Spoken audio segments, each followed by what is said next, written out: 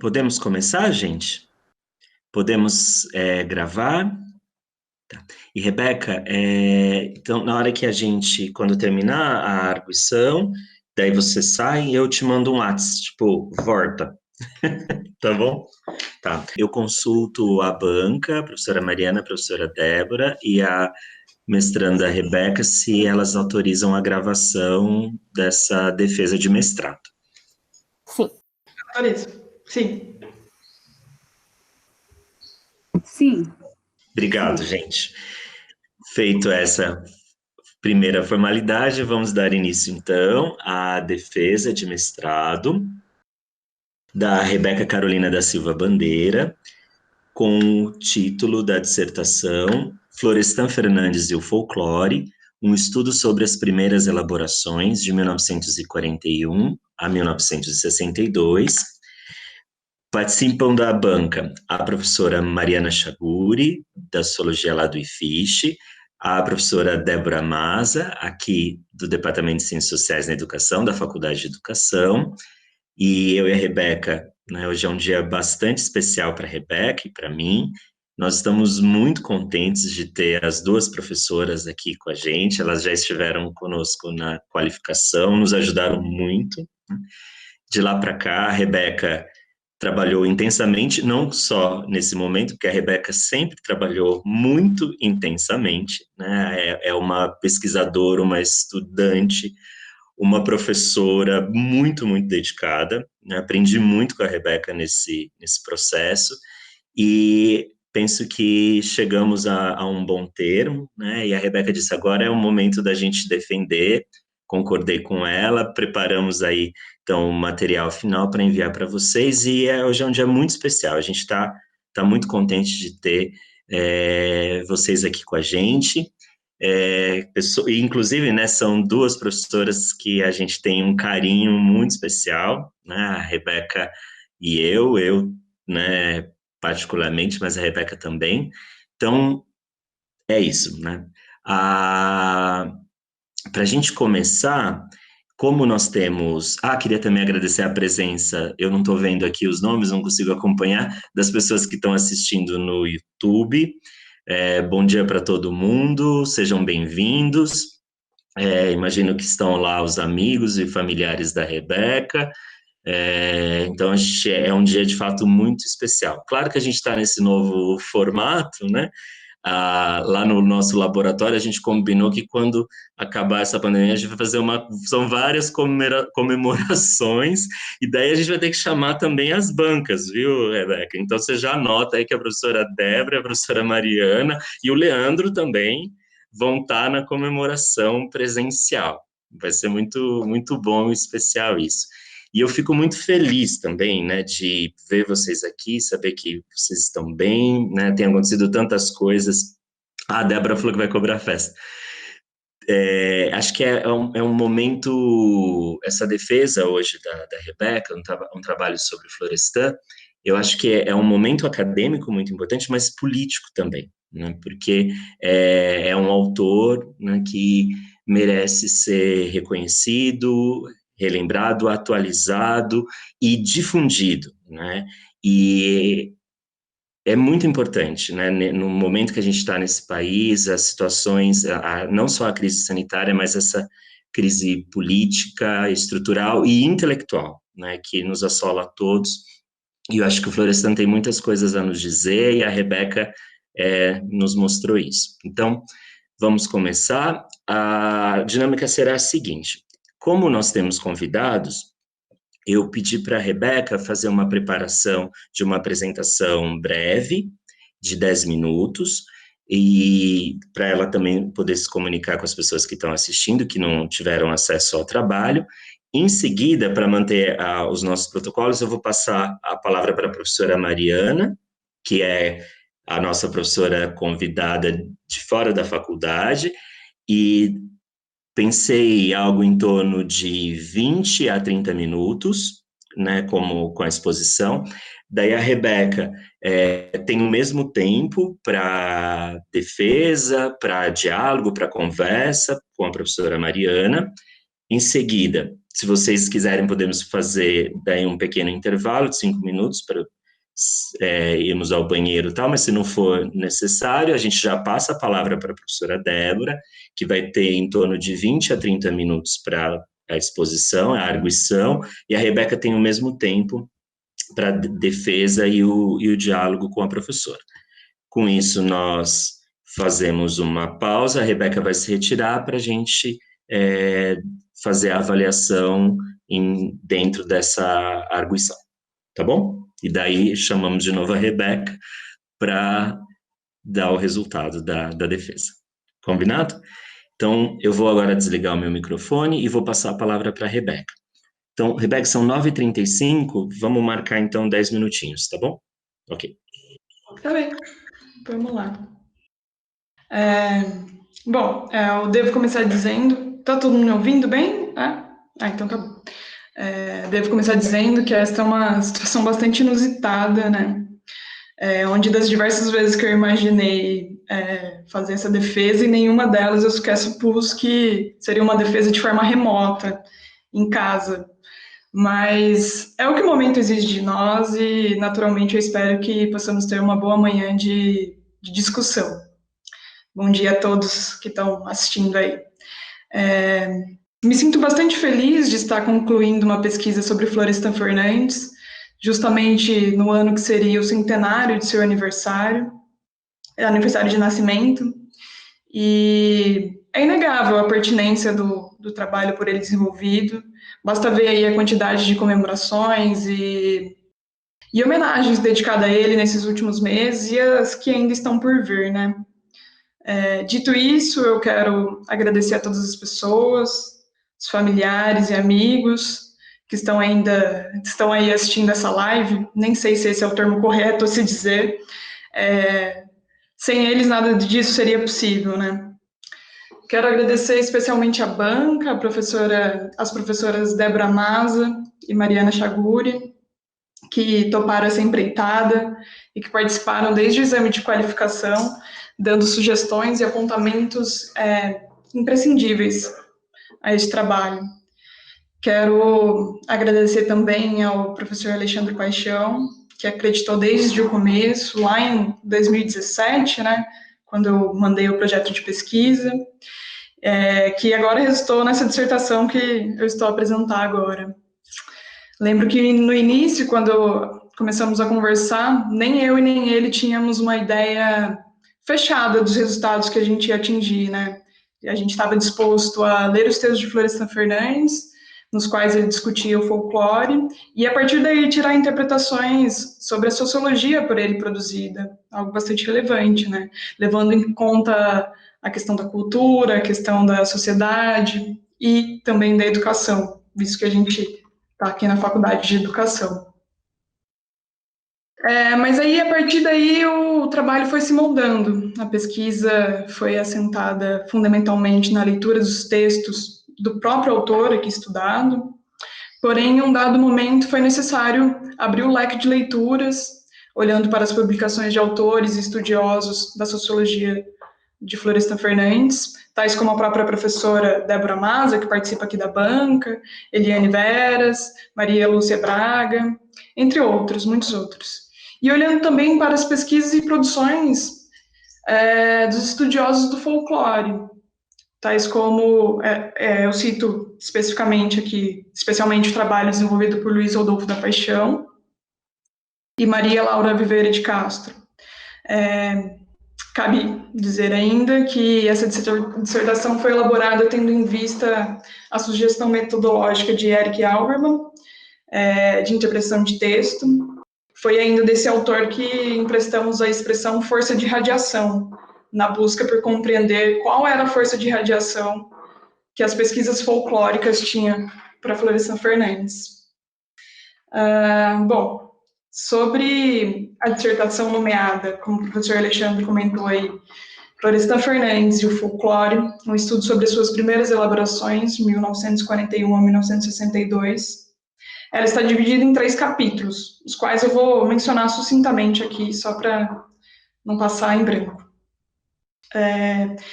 Embora o próprio Florestan tenha se declarado em diversos momentos que tenha declarado em diversos momentos que o tema do folclore se tratava de um tema marginal dos seus centros de interesse, né, nos pareceu bastante intrigante constatar que ele escreveu 59 artigos sobre o tema, e esses 59 artigos foram disponibilizados em jornais e em revistas da época.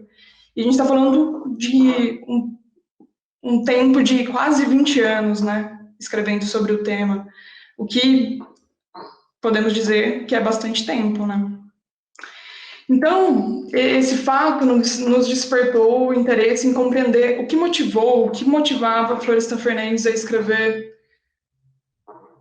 sobre o folclore, sobre esse assunto. Esse foi um dos objetivos do primeiro capítulo, e conforme as leituras foram avançando, ficou evidente que para compreender o folclore em Florestan Fernandes era necessário levar em consideração a sua história de vida, marcada por sua condição de classe específica, que o mantinha em contato direto com as manifestações da cultura folk, o folclore, né? E ainda com o desenvolvimento da pesquisa, foi possível verificar que outras questões influenciaram o envolvimento de Florestan Fernandes com o tema, tais como a presença de Roger Bastide, o professor catedrático da USP, catedrático em Sociologia da USP, que era uma figura que exercia influência decisiva na escolha das temáticas de pesquisa das ciências sociais uspiana da época, né? E que, além disso, era um grande amigo de Florestan Fernandes e, claro, exercia uma influência sobre a própria sociologia de Florestan Fernandes, algo que a gente buscou demonstrar.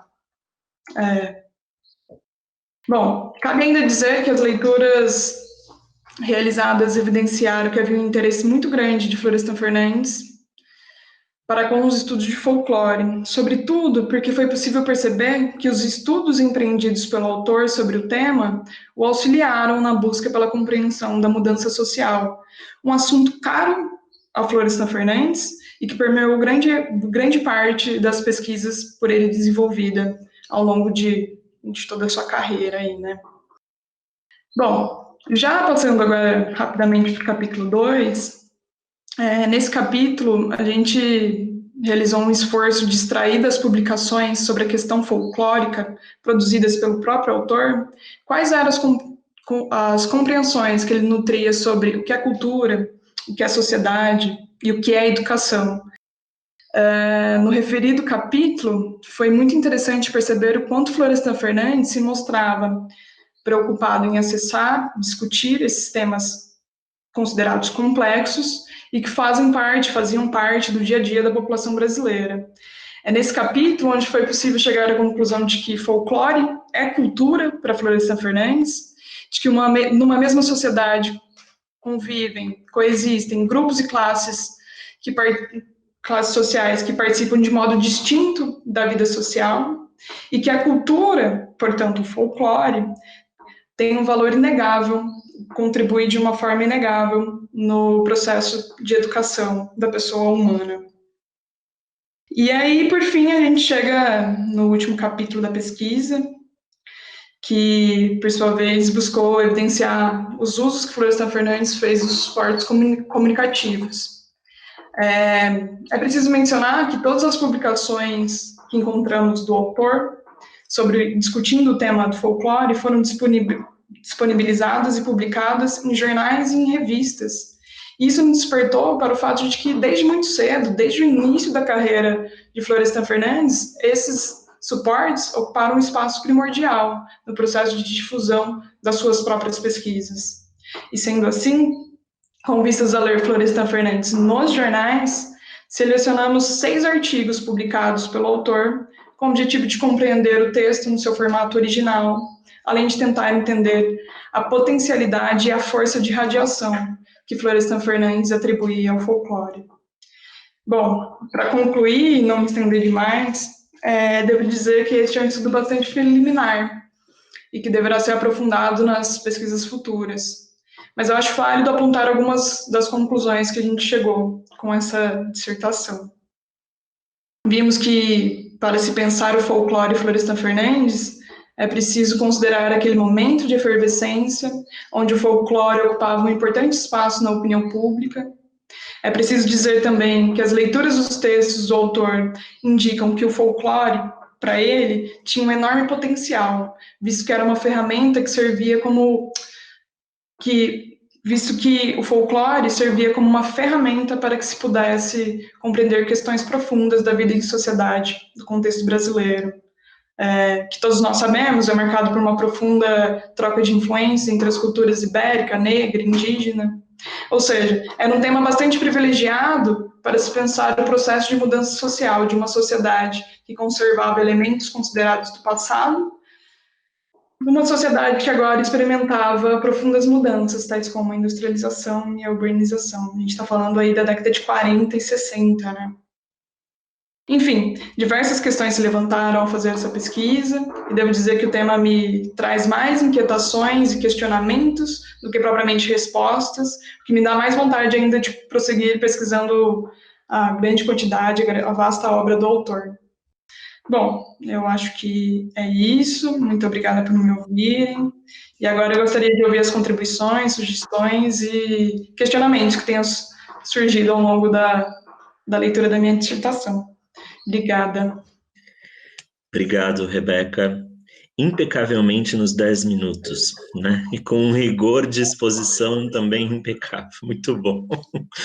Então, dito isso, eu já passo a palavra para a professora Mariana Chaguri, mais uma vez agradecendo imensamente desde o começo com a gente nesse processo, e é uma alegria, né, para nós, uma satisfação muito grande ter você aqui, poder te ouvir e aprender com você, sempre. Então, muito obrigado. Bom, quero começar agradecendo por voltar aqui virtualmente. Eu já estou na banca virtual há mais tempo, já tive essa participação na qualificação da Rebeca. É verdade, é. E acho que eu queria começar destacando uma coisa, que a sua qualificação, Rebeca, ela foi uma banca de muito estudo para mim. E eu fiquei muito feliz de ver o quanto você dialogou de fato com aquela banca no seu texto final. Então, eu lembro que muita coisa que eu tinha anotado da arguição da Débora sobre a educação infantil, sobre o lugar da criança, sobre como existia ali um debate importante sobre socialização e sobre educação.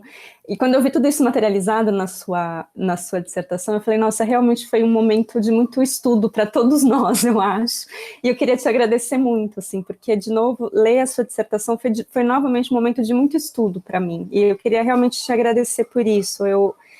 Eu pensei em muitas coisas, eu revi algumas coisas do modo como eu até dou aula sobre o Florestan. Então, eu queria te agradecer muito mesmo, assim, o seu trabalho me ajudou a estudar e a pensar, o diálogo com o Alexandre, com a Débora, também me ajudaram a estudar, e eu realmente sou muito agradecida.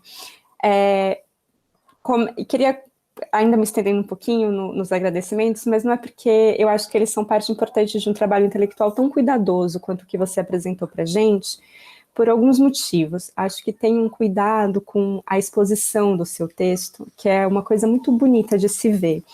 Eu acho que eu queria fazer esse registro um pouco, ele é um traço seu, obviamente, mas eu queria também registrar que eu acho que ele é um traço do seu orientador, que eu conheço há muitos anos e que eu acho que, às vezes, tem um cuidado com a exposição e um cuidado com quem está lendo, que eu reconheço muito nele, e que eu acho que deve ser um traço de docência e de orientação muito próprio do Alexandre, e que eu queria destacar, porque é muito...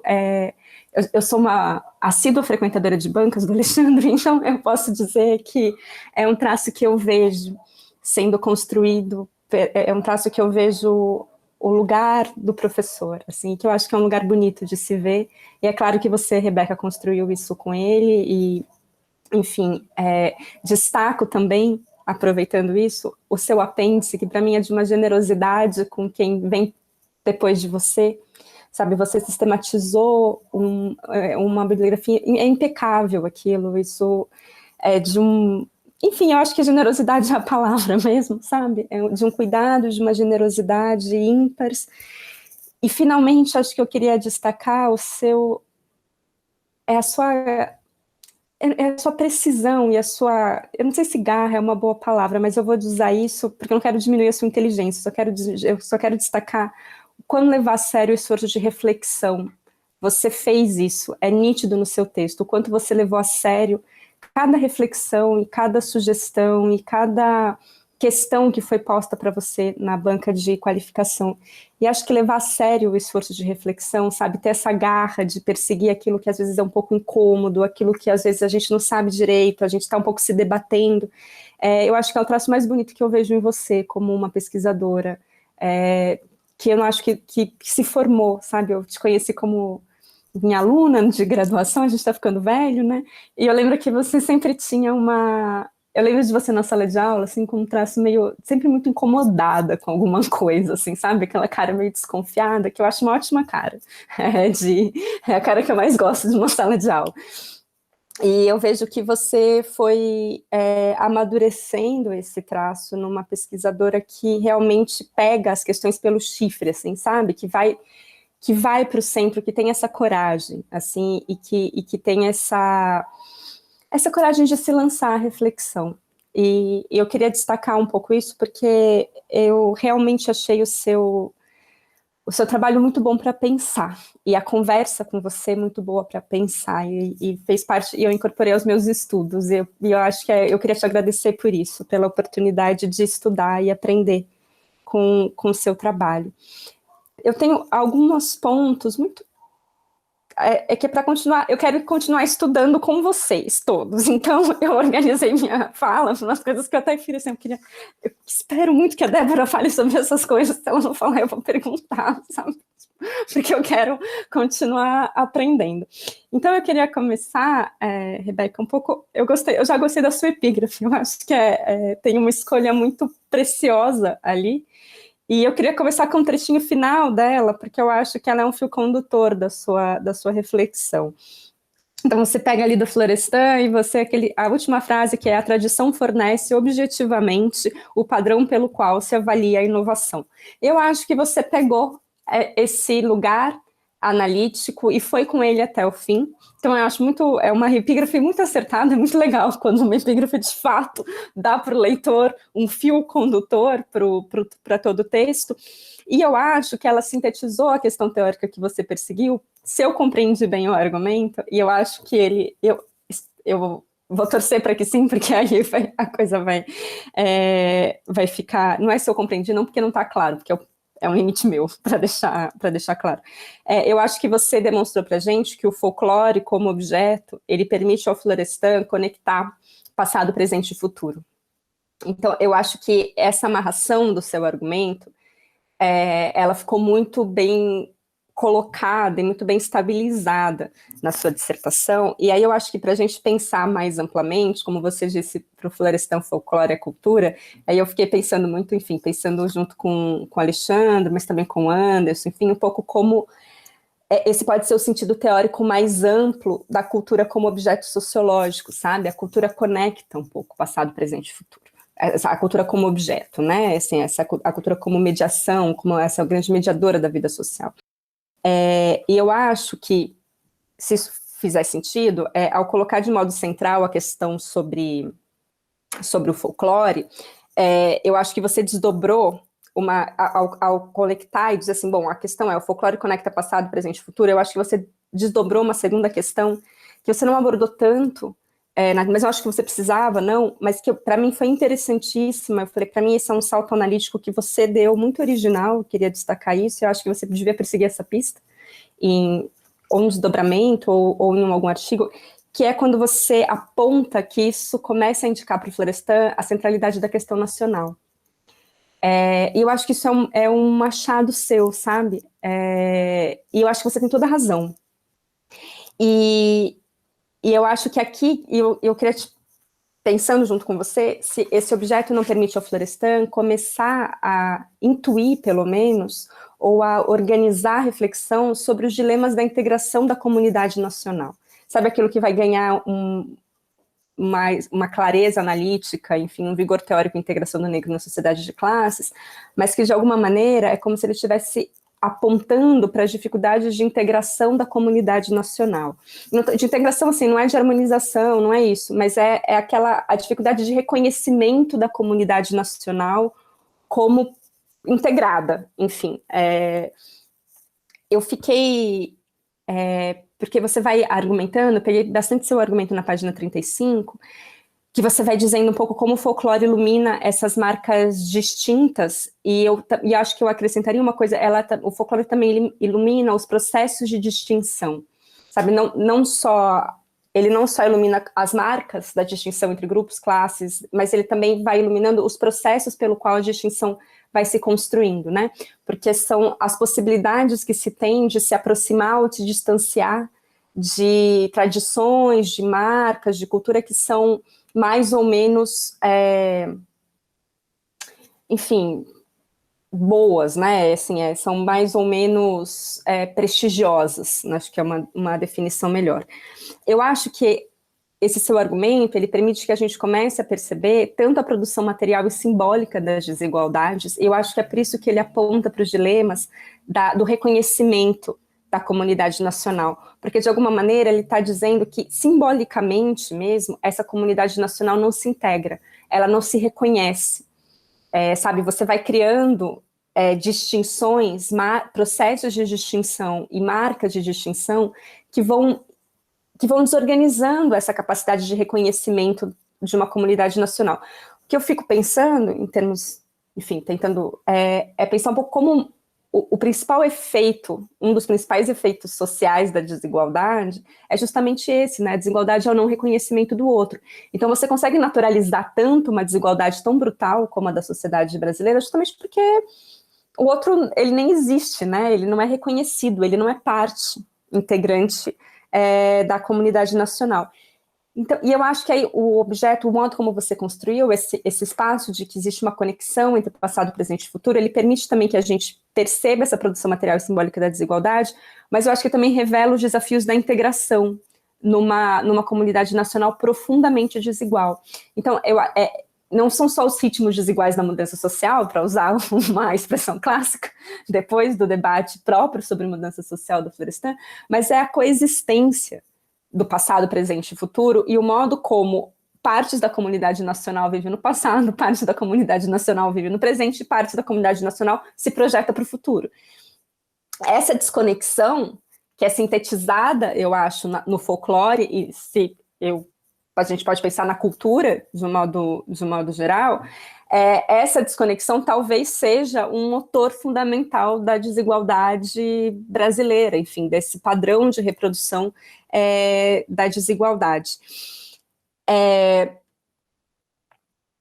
Eu fico pensando o quanto o Florestan foi sistematizando, e como você vai demonstrando para a gente essa sistematização desses padrões de integração e desintegração da comunidade nacional, a partir desse lugar, que é o lugar de conexão entre passado, presente e futuro, porque eu acho que a chave temporal é muito importante aí. Quando eu acho que, eu estou um pouco confusa, mas é só porque, de fato, quero te dizer que é uma coisa meio bem de estudo mesmo, assim, então eu estou tentando estudar com você.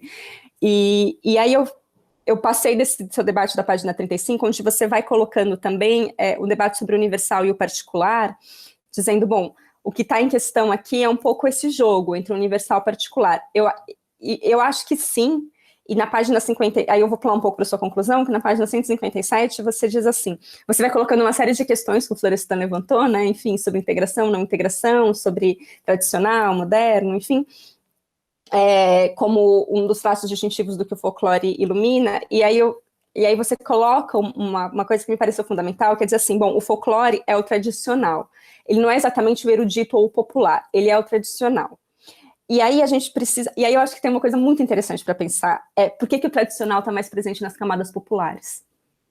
Esse passo é um passo que eu acho que é muito legal para a gente pensar, porque aí é um pouco, de uma certa maneira, o Florestan está dizendo, as camadas populares estão atadas ao passado. Elas estão, essa é a desconexão, né? Elas vão ficar ali, né?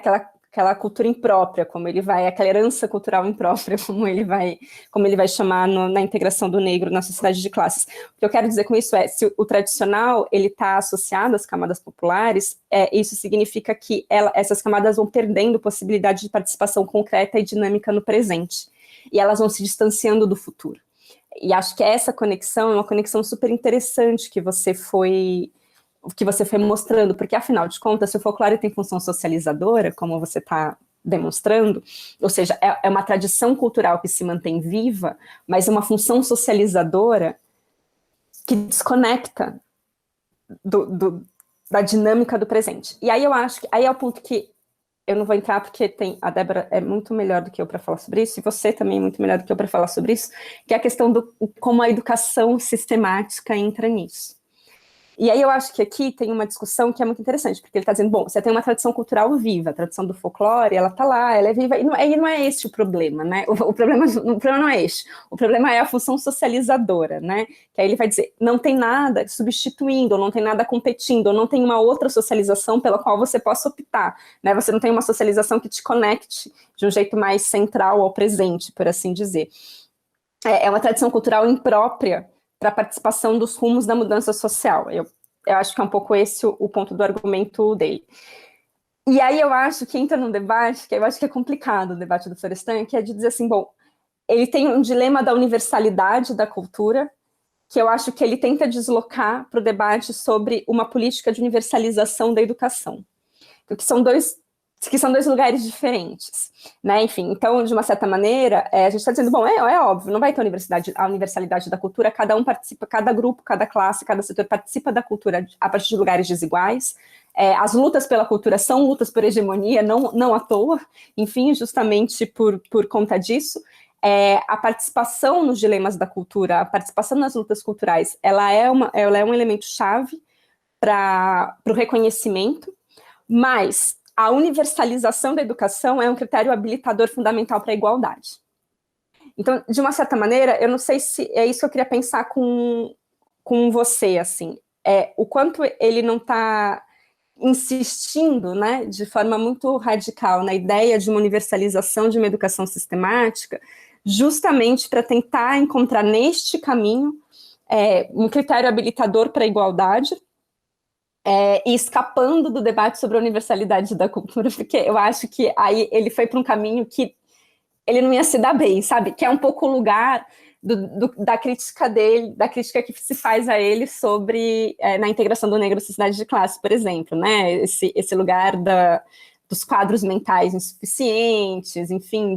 Mas eu acho que é porque, de uma certa maneira, ele trabalha, de uma certa forma, com uma ideia de uma universalidade da cultura que talvez ela não encaixe muito bem. E a hora que ele vai... E talvez por isso a educação seja um objeto tão caro ao Florestan, porque talvez seja um terreno concreto do debate sobre a universalização, e sobre um parâmetro de produção da igualdade que é fundamental para uma sociedade tão desigual. Você precisa de um patamar mínimo. Eu acho que, de uma certa maneira, é isso que eu quero dizer. Assim, você precisa de uma educação sistemática, mesmo que seja de uma educação homogeneizadora, porque você precisa de um patamar mínimo habilitador para um critério habilitador para a igualdade. Assim, você precisa estabilizar isso de alguma maneira, porque é um pouco o acesso desigual aos novos quadros mentais, né, para usar a expressão dele. Ele diz, isso que marca o caráter restritivo do desenvolvimento brasileiro.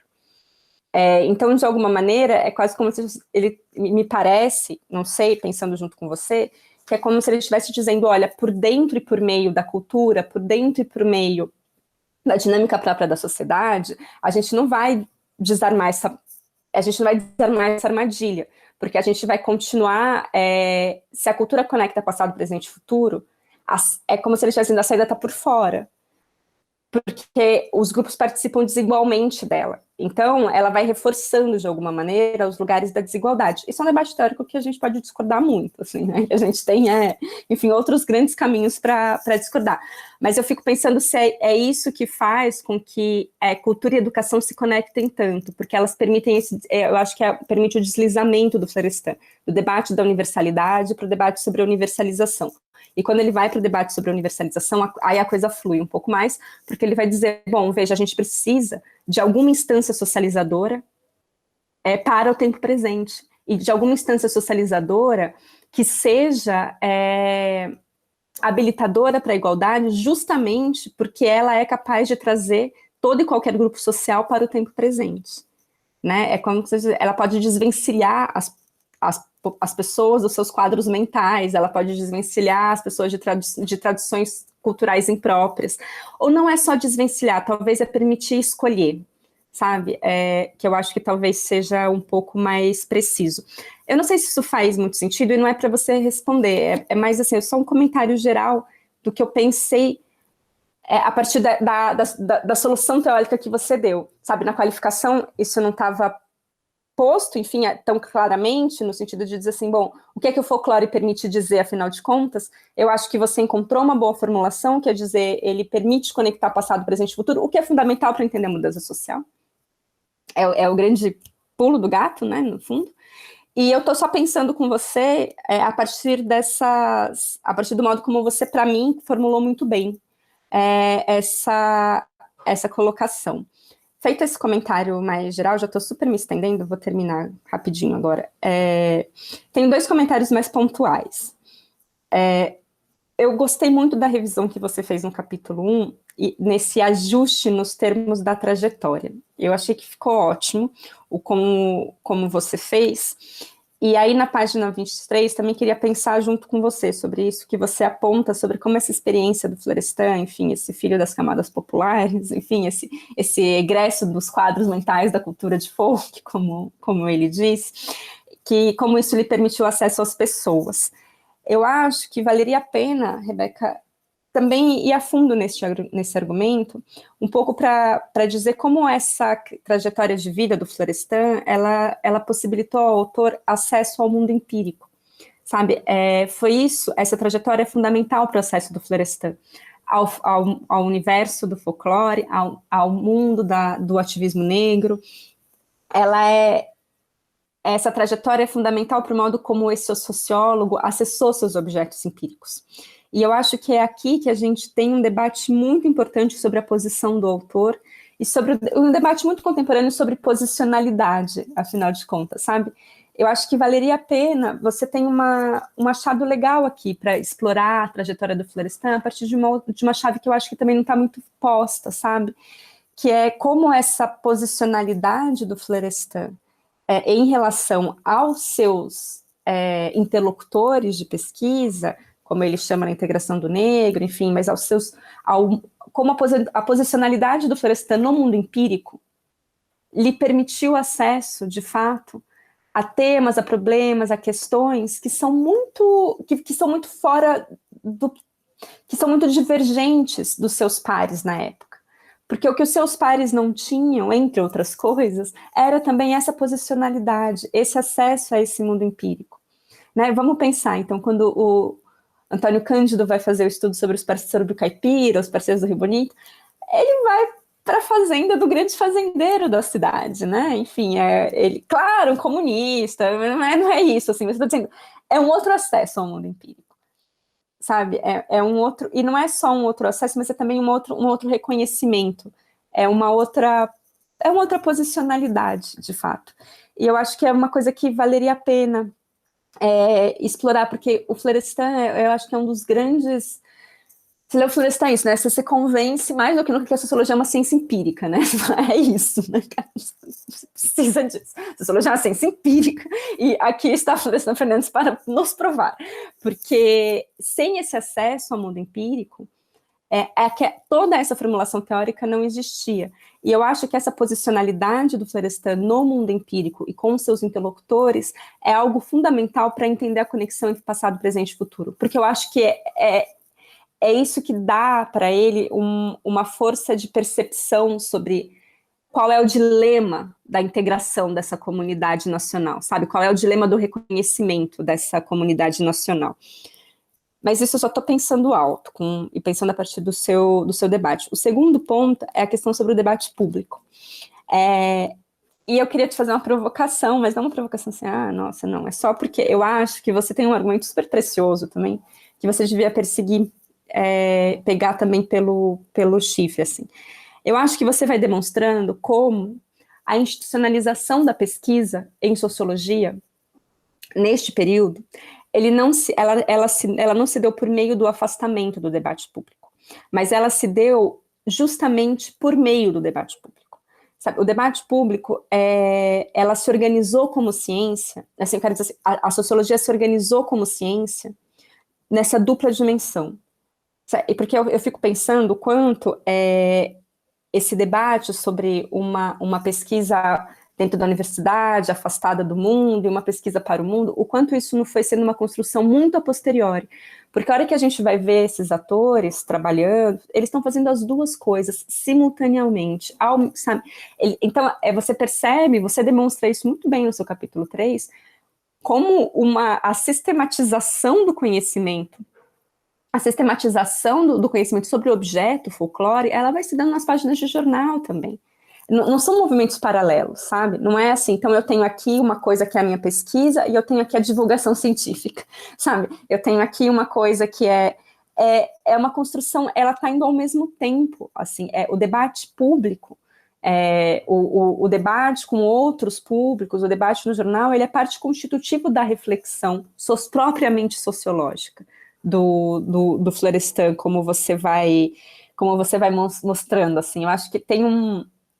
Eu acho que às vezes a gente fica um pouco num falso dilema, sabe? De como se a gente tivesse uma ciência social apartada do mundo, quando eu acho que a gente tem muito menos do que parece, sabe?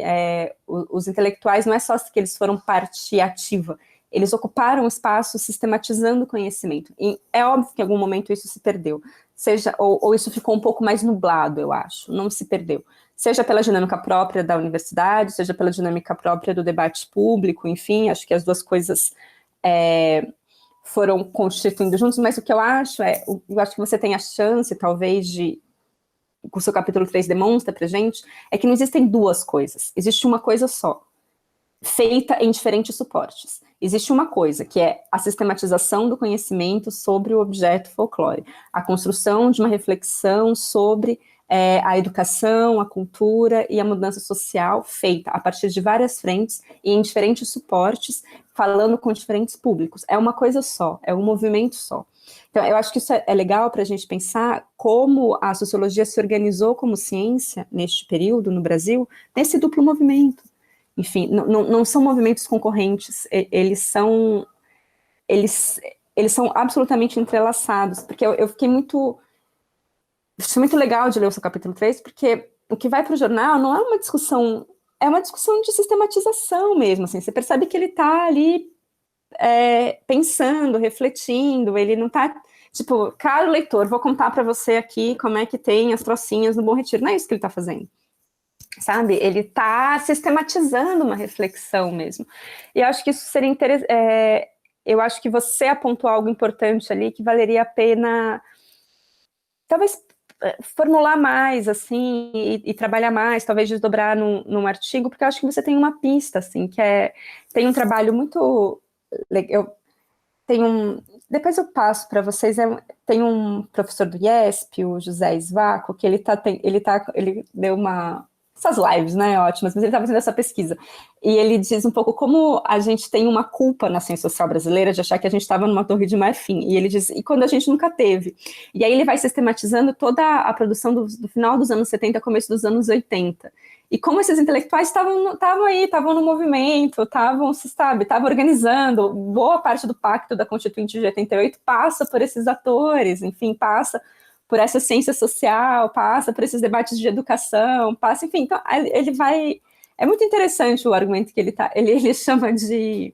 Ele deu um título provocativo, assim, porque ele falou crise e castigo. Ele diz que os intelectuais brasileiros carregam um certo... Eles se punem por nunca terem pensado a crise ou por nunca terem participado de muitos crises, quando na verdade eles participaram muito amplamente, né? E eu fiquei pensando a partir disso, eu lembrei com o seu trabalho, porque eu falei, olha aqui como como você tem um movimento de sistematização do próprio conhecimento sociológico e da sistematização do conhecimento sobre a sociedade, que é feita nessa dupla dimensão, que é feita junto no debate público. Assim, o debate público é fundamental para a sistematização do conhecimento sobre a sociedade. E eu acho que é isso que você vai mostrando ali. Mas, enfim, eu não sei, como você viu, eu não fiz nenhuma pergunta direta, não tenho nada que eu ache insuficiente no seu trabalho, muito pelo contrário.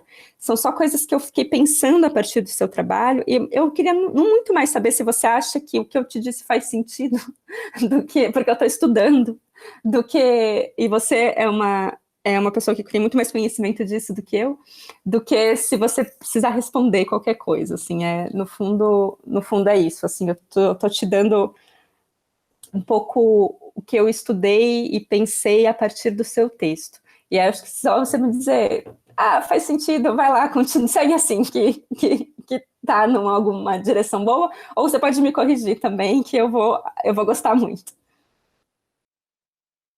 Bom, muito obrigado, Mari, pela generosidade, né, que é sua também, e por tantas contribuições.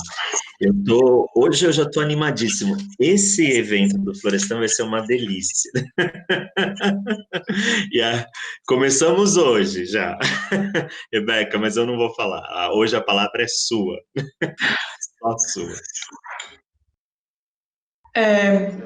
Eu acho que, antes de mais nada, eu quero agradecer a leitura muito atenta da professora Mariana.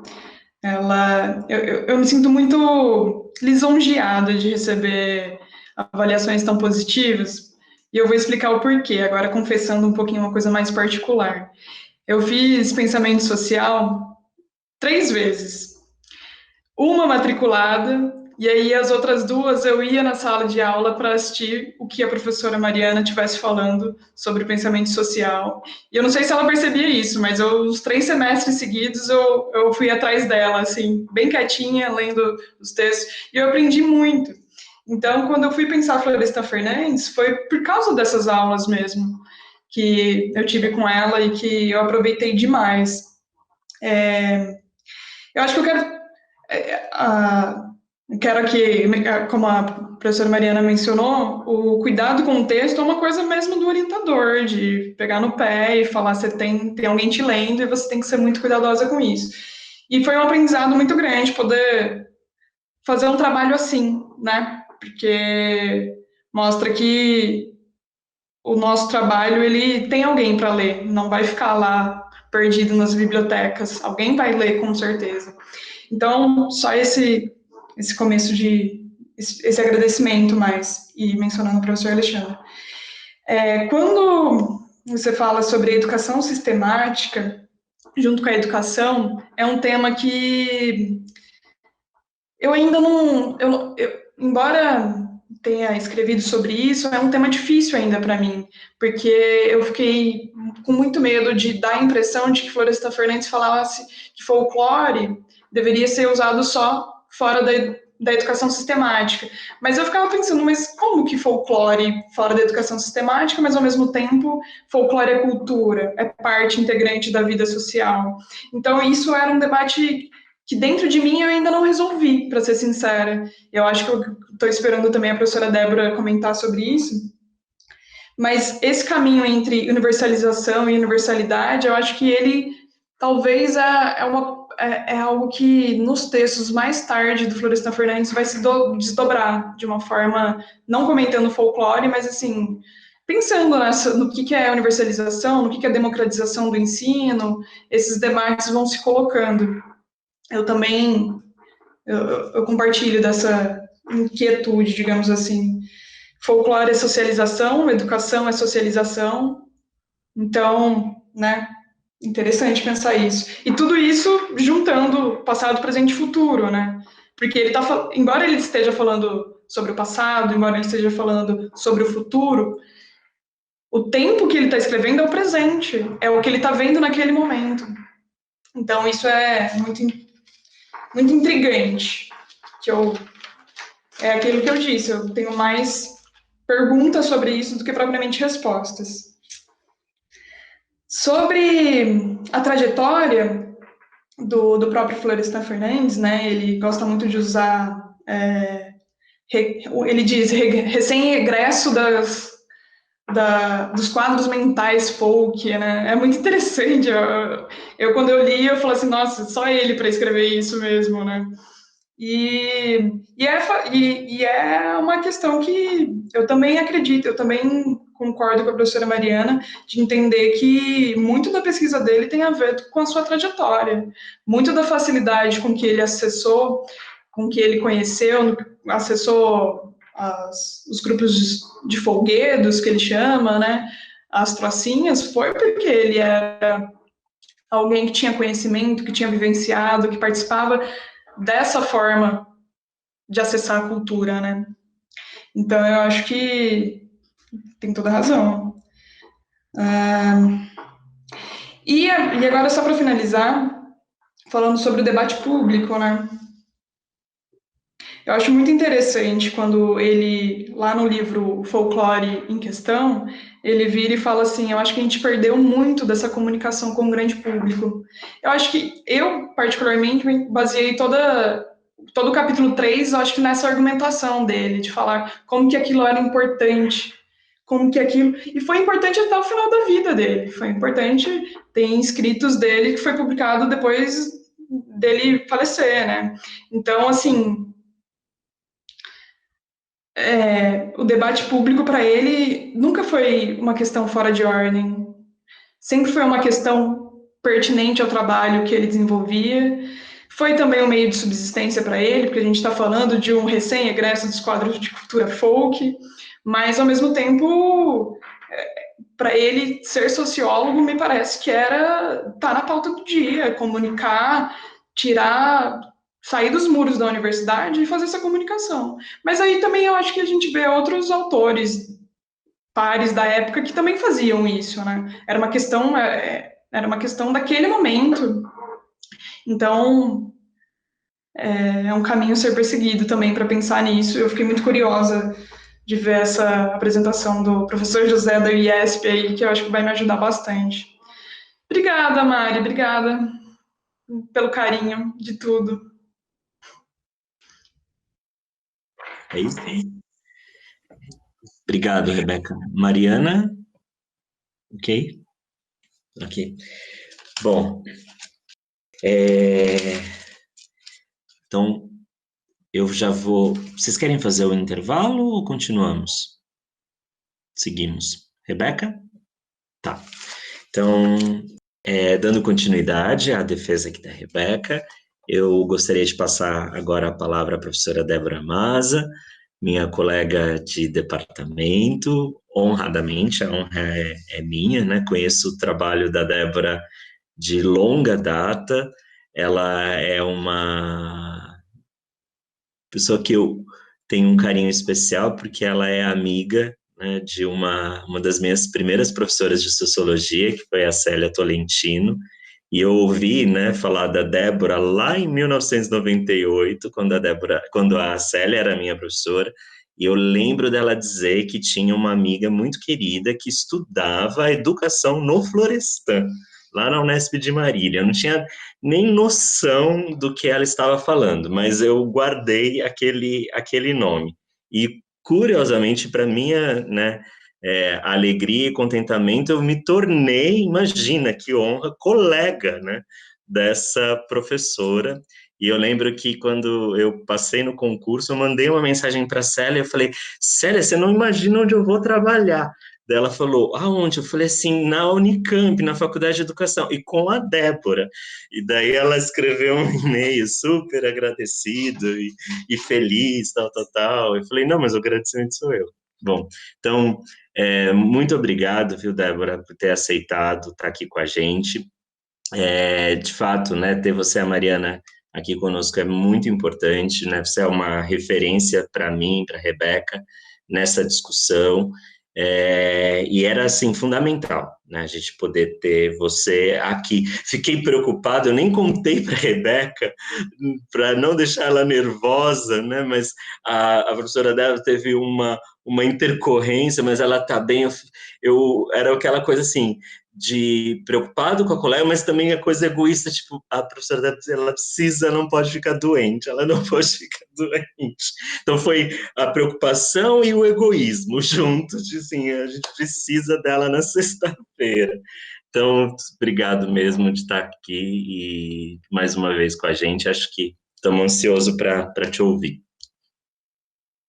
Eu queria agradecer o Alexandre por esse excesso de generosidade, de gentileza, e eu acho que esse carinho, né, que é um carinho muito rigoroso, mas ao mesmo tempo muito respeitoso, é recíproco. Alexandre, você sabe disso, e acho que, assim, o nosso diálogo, né, é um diálogo sempre muito provocativo, né, que promove deslocamentos, mas sempre muito carinhoso e muito respeitoso. Então, acho que... E também queria dizer que me sinto muito honrada de estar aqui, de estar com a Rebeca, de ser convidada para discutir esse tema, que é um tema que mexe muito comigo, Rebeca.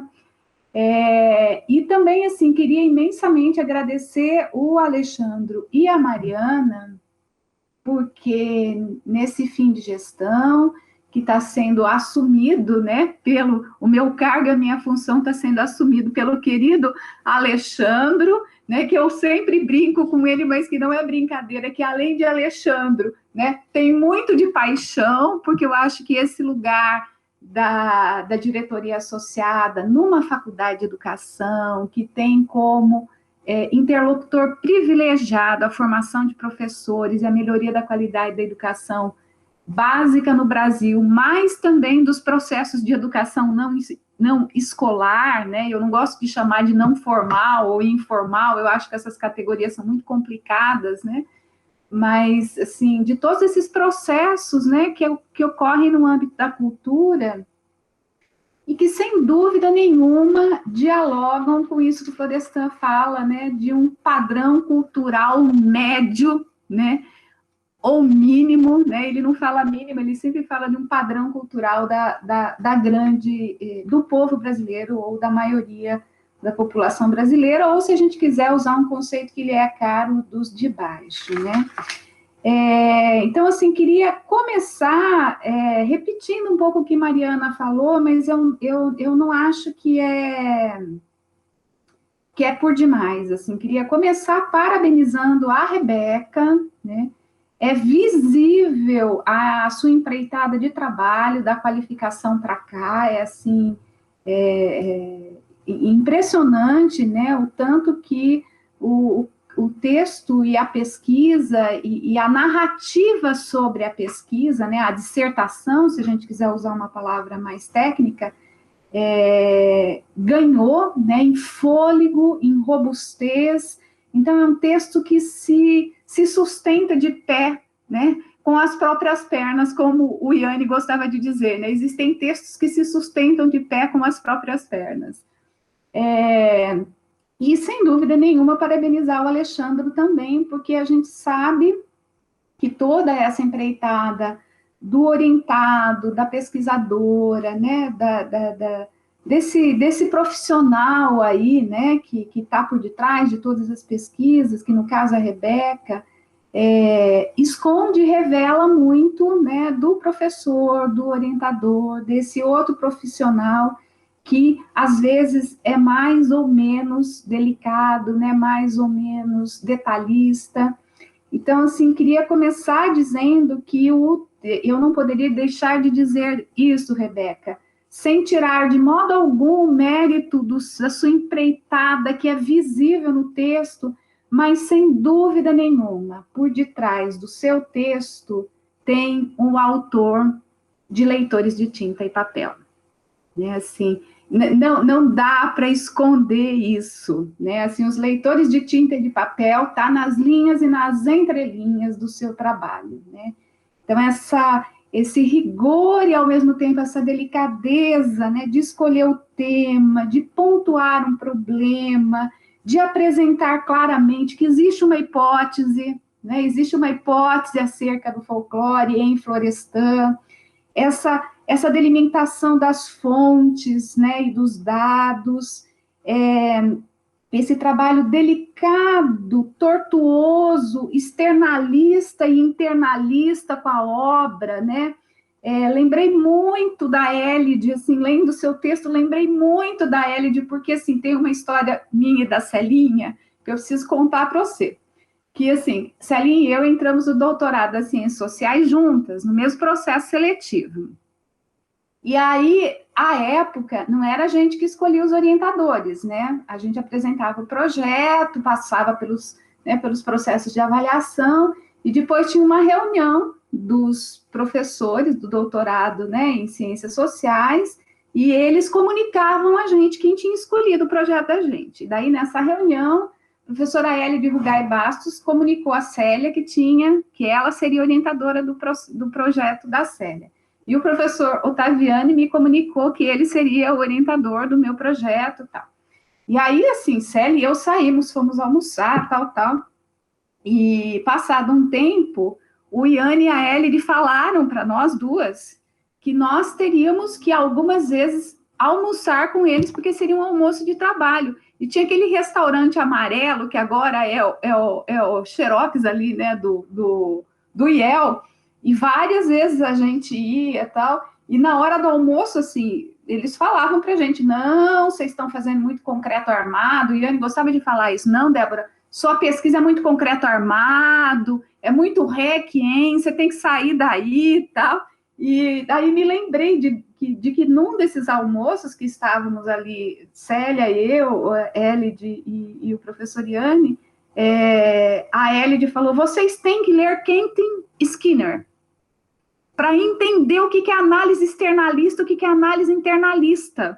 E aí eu li, fui atrás, mandei no Comute, no Sistema de Bibliotecas Unificada, porque não achava o tal do texto na Unicamp, daí eu acho que veio, não sei da onde, veio via Comute, que era caro, você pagava por páginas, um texto em inglês, eu li. E, na verdade, eu acho que eu nunca nem falei para a Elide, a gente acabou nem discutindo, mas eu tenho aí esse xerox vindo do Comute, do Kenton Skinner, e falando muito e aí, assim, eu lembrei muito esse exercício, né, que vocês fazem, do contorno, do entorno, de entrada na obra, né, e de dizer, olha, qual que foi o jornal publicado, que jornal era esse, qual era a história do jornal, né? Quais os efeitos de sentido que tinha, né? Publicar esse artigo nesse momento, né? Que eu acho que tem muito a ver com uma provocação que a Mariana fez na qualificação, né? E que eu vi muito, né? Assim, apropriada pela Rebeca, que é essa força irradiadora, né, que o Auerbach, é isso? Como que pronuncia corretamente? Auerbach. E que, de fato, assim, deu uma nova potência para o trabalho, né, da Rebeca. Eu acho que foi uma dica metodológica e, ao mesmo tempo, teórica importante da Mariana, e que foi muito assertivamente capturada, né, pela Rebeca. Queria dizer que toda essa delicadeza me fez pensar que eu também tinha que ter uma delicadeza de estar aqui hoje com vocês. E fiquei pensando, falei, gente, tanto detalhe, tanto contorno, tanto assim, esse caminho tortuoso, né? Como é que eu faço para dizer para a Rebeca que eu, assim, retribuo, né? Acho que é esse gesto de retribuição. E aí lembrei que a minha falecida mamãe sempre dizia que para momentos importantes a gente tinha que usar um colar de pérola. Então, coloquei o meu colar de pérola. Aliás, tá lindo. Eu coloquei o colar de pérola da mamãe, porque eu falei assim, não, toda essa delicadeza do gesto, do contorno, do entorno, né? Então, assim, eu acho que eu preciso retribuir a Rebeca, dizendo o tanto que foi também muito prazeroso para mim, assim, foi uma honra, na verdade, tá? Não só na qualificação, mas particularmente agora, né, na defesa dessa dissertação, porque foi um deleite, né? E um deleite nesse momento, né, que a gente assim, tá apanhando muito, né? A gente todo dia é um tapa na cara. Então, assim, acho que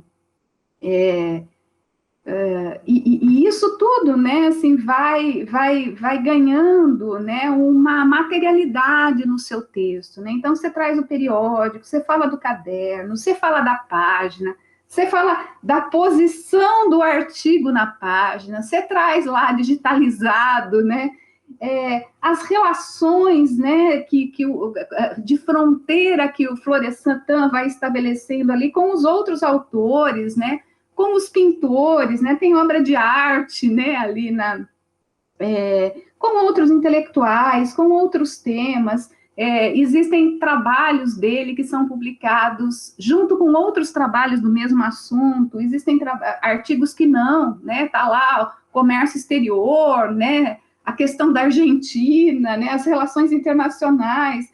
Então, assim, como que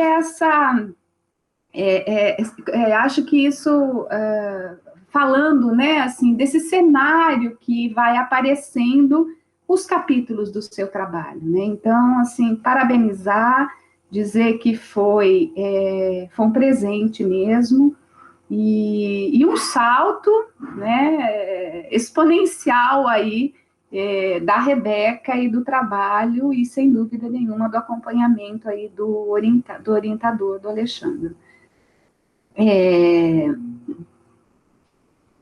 Acho, Rebeca, que fica muito claro no seu trabalho algumas questões que são questões muito maiores e que o folclore aparece como um pretexto, né, vamos dizer assim, como um pré-texto do Florestan para, na verdade, ir construindo, ir configurando um texto que é muito maior e que tem, né, nos imbricamentos, nos dilemas, né, nas questões não resolvidas da sociedade brasileira, o seu grande escoadouro, né? É óbvio que o Florestan não sabia disso nesse momento. Então, assim, eu concordo com o Foucault, com o Lefort, com o Raymond Williams, quando eles dizem que, na verdade, essa ideia de que o autor parte daqui para chegar lá, na verdade, é uma construção da obra que o intelectual que opera e se aproxima dessa obra confere ao autor. É óbvio que isso não estava posto, né, em Florestan. Entretanto, essa preocupação com um campo empírico de pesquisa, quer dizer, isso é uma coisa que aparece em Florestan, né, desde o Florestan aluno até o Florestan deputado, né, a construção de um campo empírico da pesquisa, a aproximação com a realidade brasileira, aquilo que o Florestan diz inúmeras vezes, gostemos ou não, é o Brasil que se apresenta como laboratório das nossas pesquisas. As muitas cores, os muitos povos, as muitas origens, as muitas tradições que marcam constitutivamente esse povo, né? As relações de poder, as tensas relações de poder entre os de cima, os de baixo, a cidade e o campo, o erudito popular. Essa provocação relevante, né, à reflexão acadêmica, que vai dizer, olha, os temas, os campos empíricos, os referenciais teóricos, metodológicos, eles são sempre acionados pela reflexão acadêmica a partir de um campo disciplinar, que ora é a psicologia, ora é a sociologia, ora é a antropologia, né? E essa discussão que o Florestan traz sobre o folclore, ele traz e faz também para a área de educação, né? E aí eu trouxe aqui esse livrinho, né, que ele faz a apresentação, o livrinho Educação e Sociedade, do Luiz Pereira, da Maria Alice Forac, quando eles reúnem uma série de textos clássicos, fazem a tradução e constroem, erigem esse material, inclusive tendo em vista um recurso didático para o ensino da sociologia, não só no ensino superior, mas também no ensino médio. E aí o Florestan tem um capítulo, o Luiz Pereira e a Maria Alice Forac pedem para que o Florestan faça uma apresentação do livro. Eu acho que o Luiz Pereira e a Maria Alice Forac, de certo modo, se arrependeram de pedir que o Florestan fizesse isso. Por quê? O Florestan vai fazer no livro, com a educação, exatamente o que ele fez no folclore. Olha só o que o Florestan faz, gente, para apresentar o livro. Então, o Florestan era terrível, Então, o Florestan vai dizer assim, a sociologia subdivide-se em várias disciplinas que estudam a ordem existente nas relações dos fenômenos sociais de diversos pontos de vista irredutíveis, mas complementares e convergentes. Contudo, nada se disse até aqui, olha só como ele foi, né, sobre as chamadas, entre aspas, sociologias especiais, tais como sociologia econômica, sociologia moral, sociologia jurídica, sociologia do conhecimento, sociologia da educação, etc. A rigor, olha, eles estavam escrevendo um texto de sociologia e educação, sociologia da educação, acho até que eles mudaram o nome depois da apresentação do Florestan, porque o Florestan fala assim, a rigor, essa designação é imprópria. Como acontece em qualquer ciência, os métodos sociológicos podem ser aplicados à investigação e à explicação de qualquer fenômeno social particular, sem que por isso se deva admitir a existência de uma disciplina especial, com objeto e problemas próprios. Esta tendência teve razão de ser no passado, enquanto pairavam dúvidas sobre as questões essenciais relativas ao objeto da sociologia, a natureza da explicação sociológica e as técnicas de investigação recomendadas aos estudos sociológicos dos fenômenos sociais. Ou seja, o que ele está dizendo? Ele está dizendo o seguinte, que a educação é um objeto de estudo da sociologia. Que é um movimento que ele vai fazer com o folclore e com os folcloristas, né? Assim, então, para a gente entender que, na verdade, essa apresentação que o Florestan faz esse livro, a primeira edição, eu não sei quando é que é a primeira edição,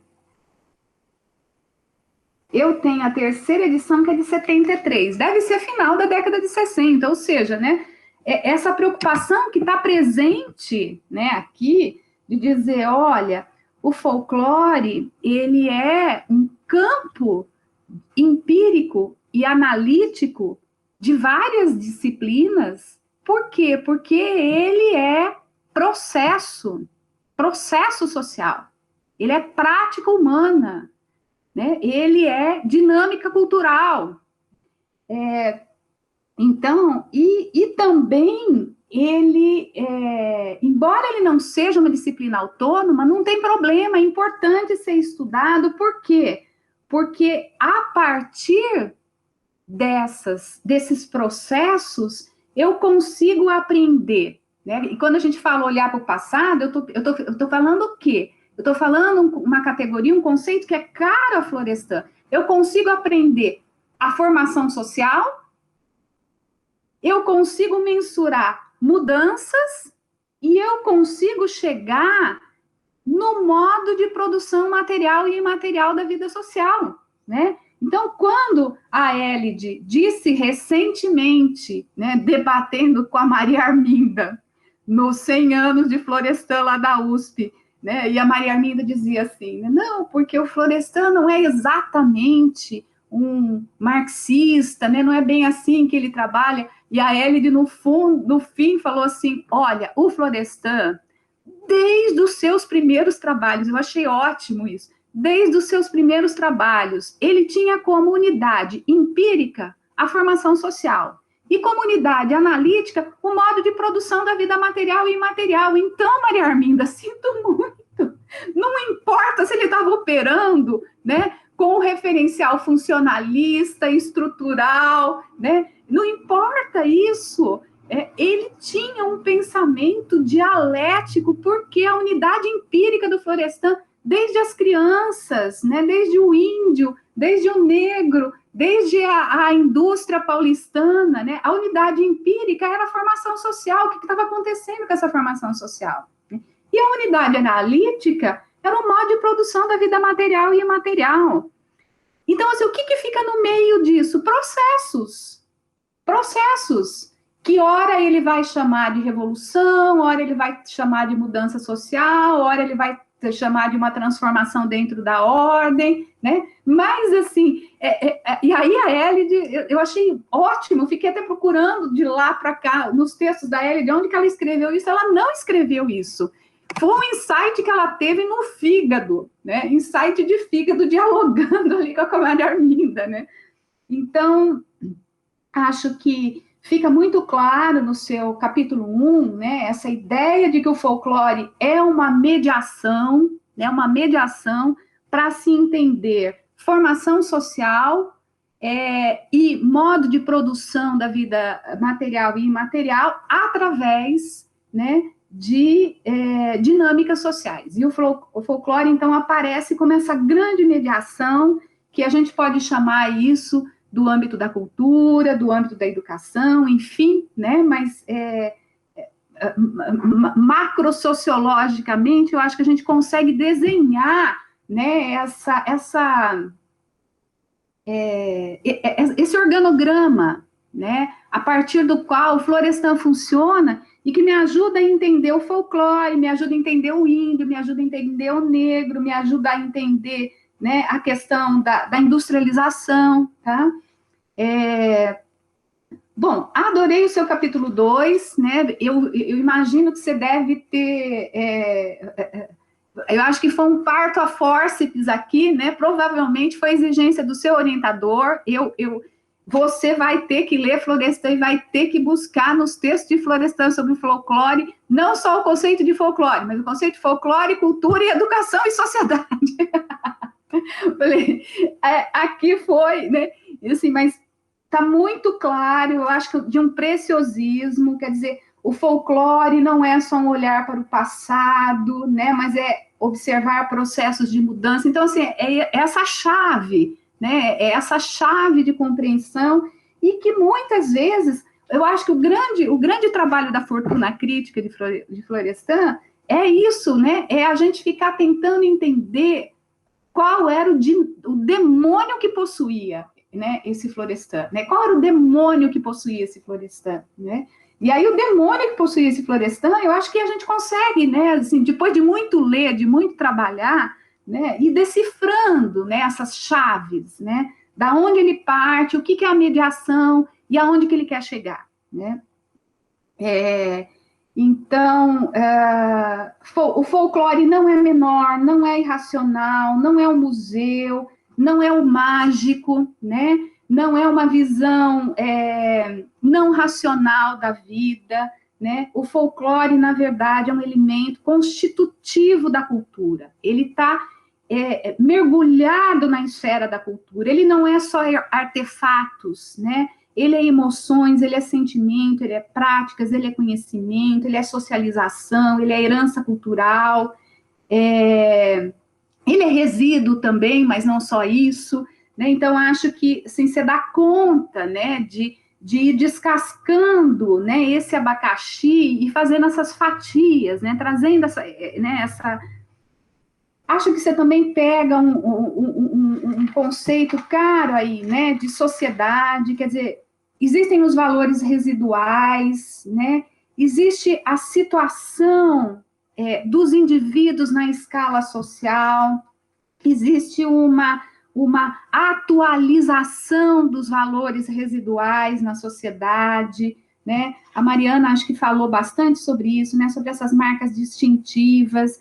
É uma produção material e simbólica, né? Ela reúne, sim, ela faz movimentos de aproximação e de distanciamento disso que a gente chama dos coletivos dentro de uma categoria de comunidade nacional, né?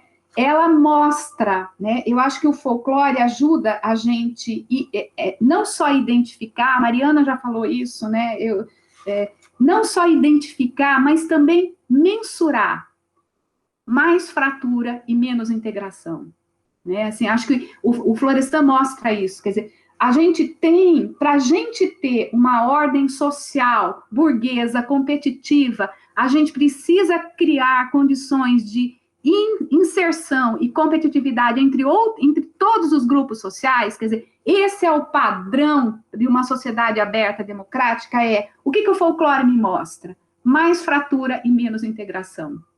Mais fechamento e menos abertura, né? E isso possuía demoniacamente Florestan, porque o Florestan entendia que o único jeito da gente se safar enquanto sociedade nacional era a gente consolidar a ordem democrática no Brasil, né? E não era assim, gente, não era salvar o índio, não era salvar o negro, não era salvar a sociedade brasileira de uma ordem social competitiva que é selvagem, avassaladora, né?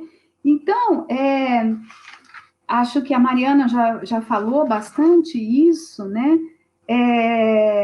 E essa é a grande questão, né? Ele olha para o passado, ele olha para o presente, ele olha para o futuro. Acho que a Mariana mostrou bem, né, como que existem segmentos sociais que estão mais atados ao passado, segmentos sociais que estão mais vinculados ao tempo presente. Talvez a gente até estivesse falando aí do trabalhador urbano com carteira assinada, né, vivendo da sobrevivência, né, e uma parte muito pequena que consegue transcender o passado, as condições de sobrevivência do tempo presente e perspectivar cenários para o futuro, né? Então, assim, essa é a discussão sobre não integração e desintegração, né? É mais fratura e menos integração, né? Quando você vai dizer ali, né, que a partir dos textos de Florestan, que as classes populares elas estão mais atadas, né, ao passado, a esses resíduos, e que elas não têm acesso a outras formas, né, de sociabilidade, né, porque ele vai dizer, os de cima, eles têm acesso a esses resíduos da tradição, a essa educação da tradição, por meio de muitas formas, né? Por meio de muitas formas de socialização, que não se dá no ambiente da rua. Quer dizer, os filhos das classes abastadas, eles não têm acesso ao folclore nas trocinhas, nos folguedos, né? Mas eles têm outras formas de acessar. E além de ter outras formas de acessar, eles acessam outros conteúdos culturais, né? E aí eu acho que entra, né, essa provocação da Mariana sobre o universal e a universalização, né? Aí eu acho que entra a grande chave do Florestan sobre a escola pública, né? E o Florestan vai dizer o tempo todo, a nossa escola pública é boa? Não é boa. A nossa escola pública promove integração do negro e do índio? Não. A nossa escola pública, né, promove preconceito, discriminação, racismo, bullying, mas sem ela, eu não tenho nenhuma outra garantia de que os de baixo terão acesso a um repertório cultural que não é só o da tradição e o da sobrevivência, e o da vida entre os pares e os iguais, né? Então, essa preocupação em ampliar o horizonte cultural, né, do cidadão comum, né, e criar, como que eu diria assim, né, um repertório comum, né, o Williams vai dizer muito isso, né, a necessidade de você criar um repertório comum que não se daria só nas ruas e no folclore. Era uma instância importante. O Florestan vai dizer, a criança aprende na rua. Isso é muito importante, porque a rua não é o lugar do marginal, do perigoso, né? A rua, ela tem um potencial educativo, o território é educativo, a cidade educa, a rua educa, mas é preciso mais, né?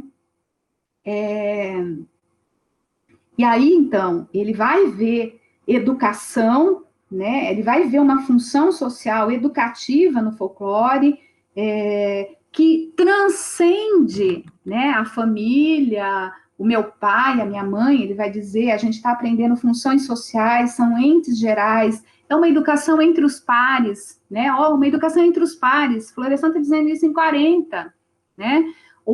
A introdução que o Bastide faz na Folclore e Mudança Social na cidade de São Paulo é uma das coisas mais lindas, né, que o Bastide escreveu, ou que eu li do que o Bastide escreveu, quando o Bastide diz, o Florestan consegue entrar no mundo mágico das crianças, né, esse mundo mágico das crianças que a gente só consegue entrar quando a gente é criança, né. Então, ele não só observa as crianças, descreve, né, mas ele entra nesse mundo mágico, né, nessa educação não intencional, dessa comunidade de pares compartilhada, onde todos acessam, mas a educação sistemática é restrita a uma parcela pequena da população.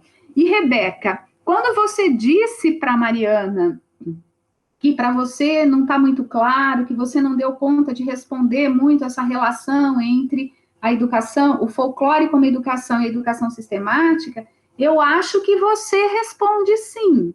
Lá na sua página 92, tem insights impressionantes sobre isso, né? Onde você diz, olha, a educação sistemática era restrita a uma parcela pequena da população, a criança aprende na rua, mas é preciso um alargamento do horizonte cultural e esse valor educativo se faz por meio da educação sistemática, né? Então, você tá mostrando lá, né, a meu ver, é óbvio que você pode desenvolver mais e melhor isso, né, em outros trabalhos, artigos, enfim, mas você está mostrando lá na página 92 como folclore e educação sistemática, eles se conectam na formação da personalidade e na compreensão do mundo. Está escrito lá na sua página 92. Eu tô trazendo palavras que estão no seu texto, né? Então, assim, acho que esse capítulo 2 é um capítulo primoroso, tá? E aí, o capítulo 3, né? Uma delícia aquele capítulo 3, né? Que eu acho que é uma discussão que o Florestan traz de novo, né? O Florestan vai trazer lá entre 50 e 60 a importância do diálogo do intelectual com o grande público e que esse diálogo não se faz nos muros dos contratos acadêmicos, né? O Jacob vai dizer isso, né, no livro Os Últimos Intelectuais, como que a estruturação do mundo acadêmico, a melhoria das condições de vida, contrato e salário do professor universitário, né, na verdade, tirou os intelectuais dos bares, dos cafés, dos bulevares, das praças públicas, né? Então, assim, quer dizer, a gente traz o Jacob para discutir com os nossos alunos, né, nos últimos intelectuais, e não traz o Florestan discutindo folclore, e o Florestan está, inclusive, dizendo, olha, gente, eu sou um publicista, eu sou um articulista, porque é um jeito não só de eu sobreviver, né, e é importante dizer que Florestan, quando falece, quando morre, ele já tinha artigos escritos para as próximas semanas, e que são publicados depois da morte do Florestan. Ou seja, esse exercício do intelectual no diálogo com o grande público é um exercício que atravessa a vida do Florestan com poucas interrupções, né? Com poucas interrupções.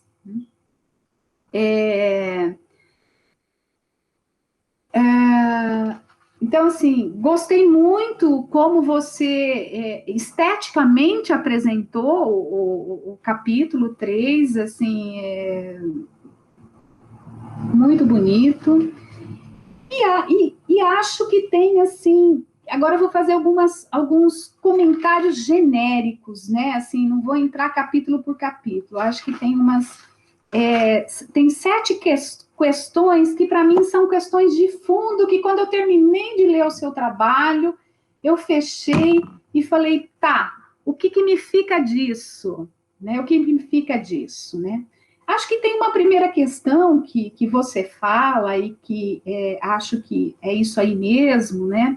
O folclore não é um tema inédito, nem de Florestan e nem em Florestan, né? Ele já estava posto no seu tempo, ele já reunia um conjunto de levantamentos importante, inclusive feito pelos folcloristas, com os quais ele dialoga criticamente, mas ele só pode dialogar criticamente porque aquele repertório, aquele repositório já tinha sido coligido, né?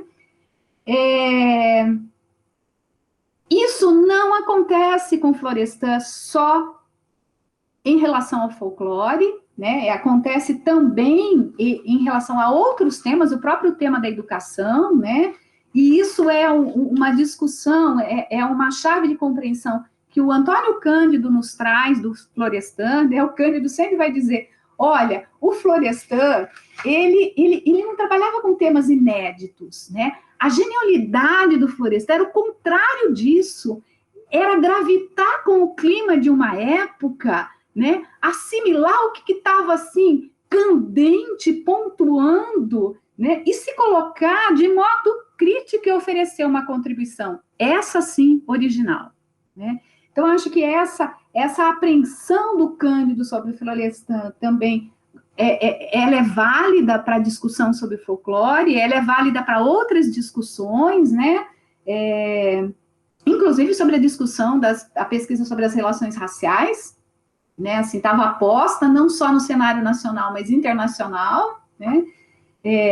Financiada por uma agência internacional, a Unesco. Tem uma outra questão, né, que eu já acabei dizendo aqui, né, que comparece em todos os trabalhos, que são esses 2 elementos comuns, né, que a Hélie de Rugai Bastos nos traz, né, essa preocupação com o campo empírico, e, portanto, todo o trabalho de Florestan tem uma unidade empírica e tem uma unidade analítica, né, e para dar conta dessa unidade empírica e dessa unidade analítica, ele visita diferentes aportes, tanto teóricos quanto metodológicos, né? Ele faz um pouco de tudo, né? Acho que a pesquisa sobre brancos e negros, a pesquisa sobre relações raciais é paradigmática nesse sentido, né?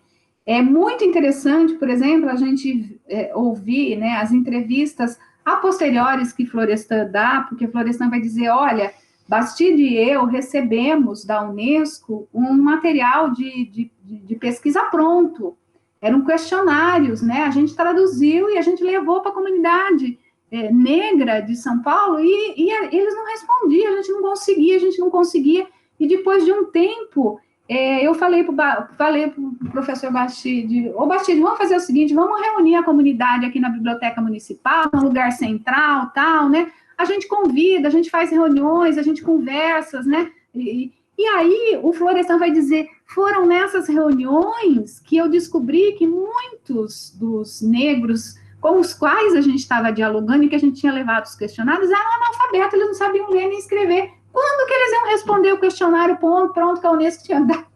Então, assim, essa questão da unidade empírica como algo levado a sério, né? Mas algo levado a sério como ponto de partida. E é essa briga dele com os folcloristas.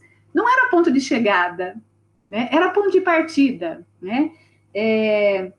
Que me ajudava a me aproximar, né, disso que a Élide vai dizer brilhantemente, né, a formação social brasileira, né, para, a partir, né, desse material e do diálogo com referenciais teóricos e metodológicos, eu chegar numa unidade analítica que é, final de contas, que modo de produção da vida material e imaterial é esse, né, que permeia a sociedade brasileira de modo desigual e combinado o tempo todo, né, inaugurando aí, né, diferentes ritmos, tempos, vetores, né.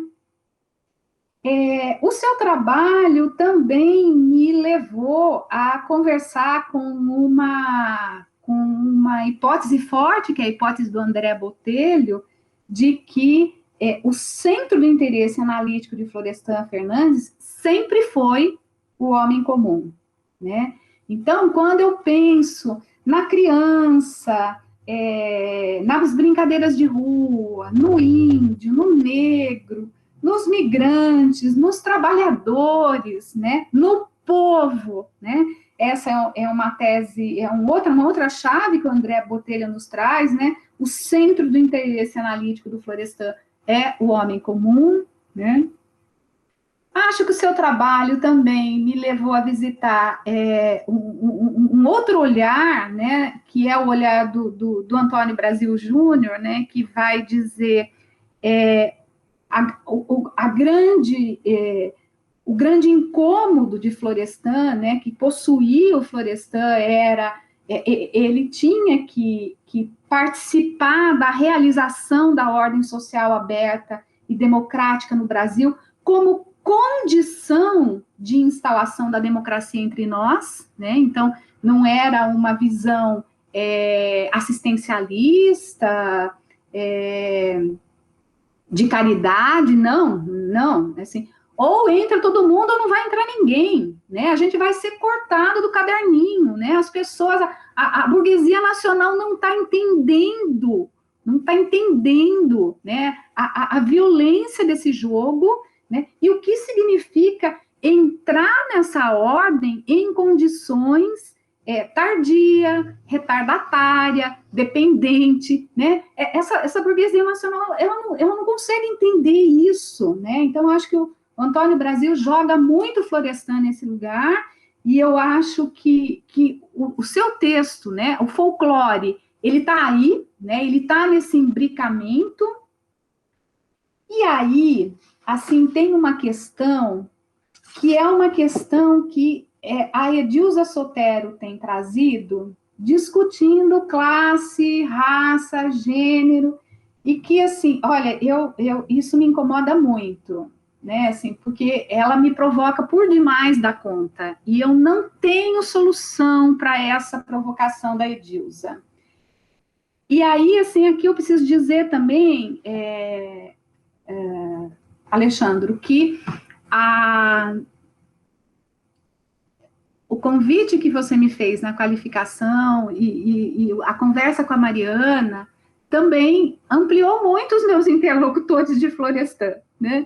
E particularmente nesse momento que eu estou retomando isso, né? Fora da gestão, então, assim, estou retomando os meus projetos de pesquisa aí, né? E é óbvio que Florestan é o nervo duro de tudo isso, né? E aí, assim, que eu acho que é uma provocação para a Rebeca, para o Alexandre, para o trabalho, mas eu acho que não é para esse trabalho agora, não, sabe? Porque, assim, a gente não vai dar conta disso, eu acho, né? Edilza vai dizer o seguinte, olha, todo esse incômodo, né, esse demônio de Florestan, da universalização da cultura, da universalização da escola pública, ele tinha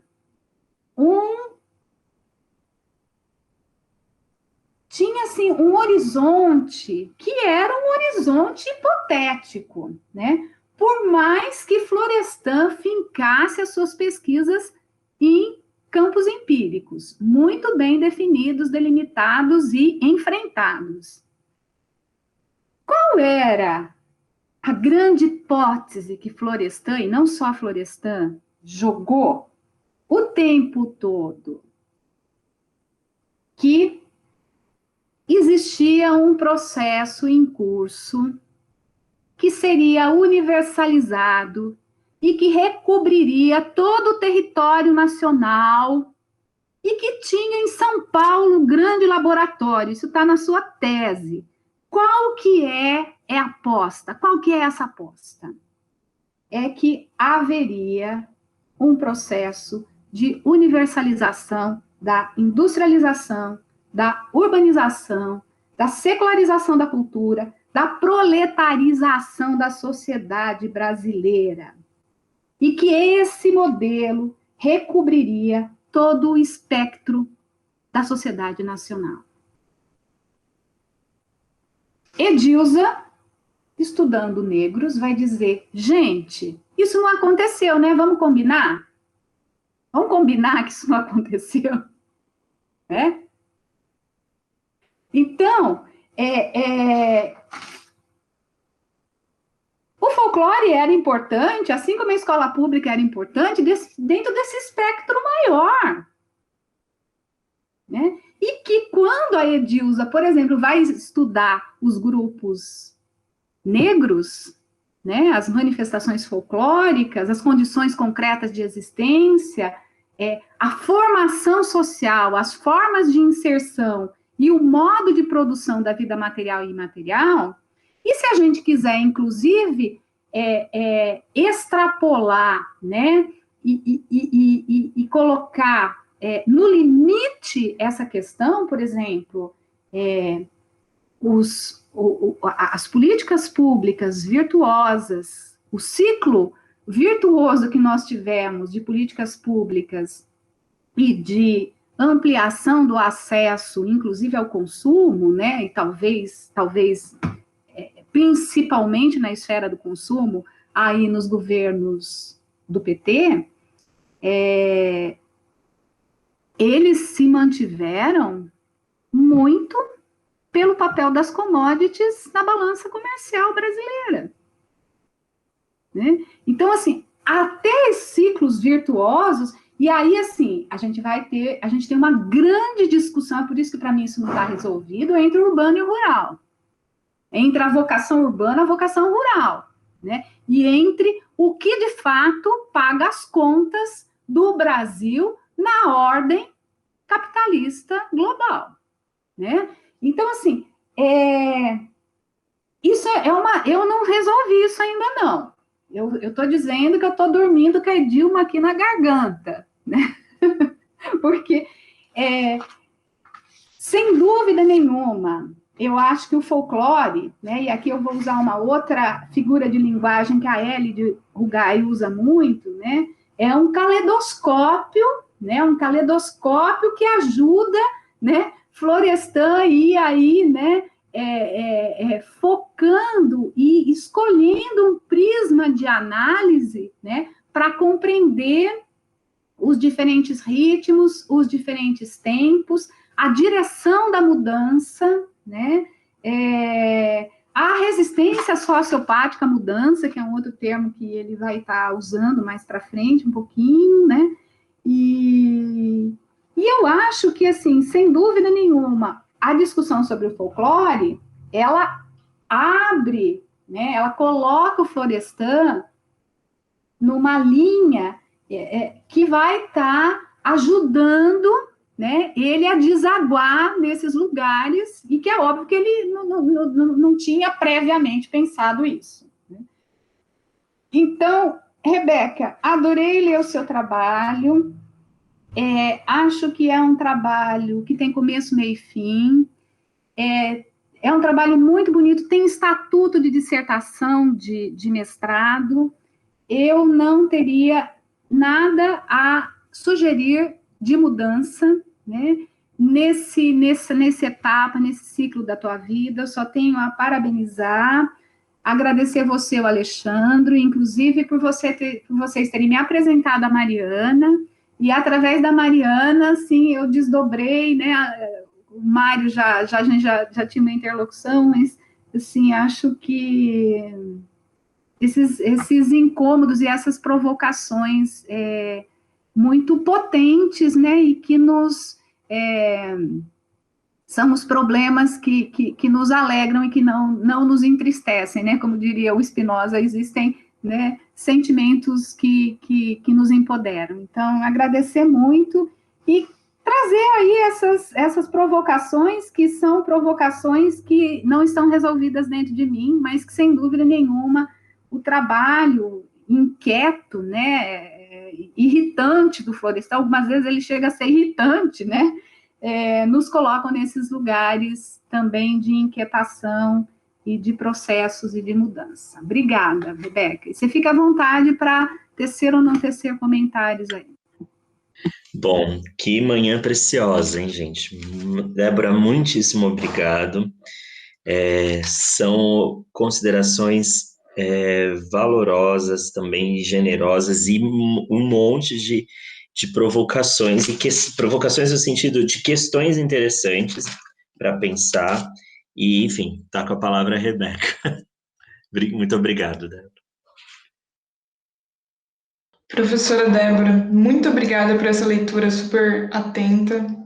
Devo dizer que essa sua fala me abriu a mente para muitos lugares a se chegar, sendo o folclore um ponto de partida. Eu, assim, só quero dizer que eu aprendi demais. Eu anotei aqui os 7 pontos que você comentou, e, assim, todos eles me parece que é um caminho aberto. Florestan, você é a prova disso, de que Florestan a gente estuda um pouco, mas nunca vai perder ele de vista, e sempre vai ter muito mais a aprender. E eu sinto que eu poderia ficar aqui te ouvindo muito mais ainda. Pegar anotando suas referências, eu acho que essa é a importância de ter uma banca tão boa como você e como a professora Mari. Assim, eu só posso agradecer. Obrigada. Eu acho que foi um prazer. Foi muito bom tê-las, tanto na qualificação como agora, porque mostra que um trabalho foi feito, e é um trabalho que tem melhorias a ser feitas, tem caminhos a serem percorridos, e isso é muito instigante para mim, de coração. Muito obrigada. Débora? Satisfeita. Bom, eu queria só fazer uma pequena consideração, né?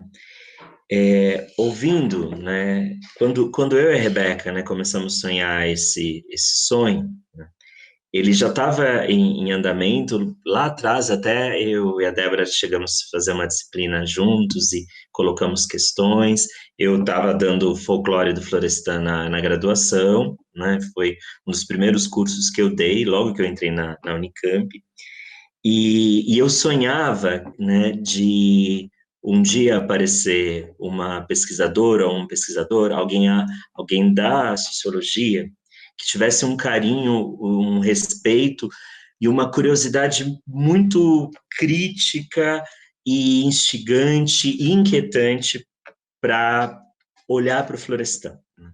E quando a Rebeca apareceu, né, na faculdade, ela não foi minha aluna. A gente se conheceu num projeto de extensão lá na Vila União, Maloca Arte e Cultura, e a gente foi se aproximando. Ela me apresentou pessoas preciosíssimas, amigos queridos dela, que é um grupo que eu tenho um carinho imenso até hoje, e sei que eles estão seguindo por aí. E quando a Rebeca chegou nessa parte mais da gente pensar uma pesquisa, eu falei, gente, eu acho que chegou. Mas eu fiquei quieto, né, não falei nada, e fui esperando ela se posicionar e contar as coisas, e fui vendo ali um sonho mesmo de se debruçar, né, sobre o Florestan, e com uma questão que é muito querida para mim, que era a questão da cultura. Eu já estava com o Williams, né, nesse momento, estudando, e a Rebeca foi desenhando e construindo um projeto, que ela deu vida, ela deu forma. Eu fui esse leitor, né, e ela sempre foi muito generosa comigo e paciente, porque eu tinha também as minhas maneiras de ler o Florestan, e a gente foi construindo as coisas junto, com muito cuidado, e ela numa dedicação que eu vou usar essa palavra porque eu não tenho, é absurda. A capacidade da Rebeca de estudar, de ler, não tinha nada que eu não apresentava para ela que já não era lido, incorporado, e assim, foi incrível, incrível mesmo. E ela é uma mulher, uma pesquisadora, uma estudiosa muito silenciosa, muito organizada, então eu fui aprendendo isso com ela.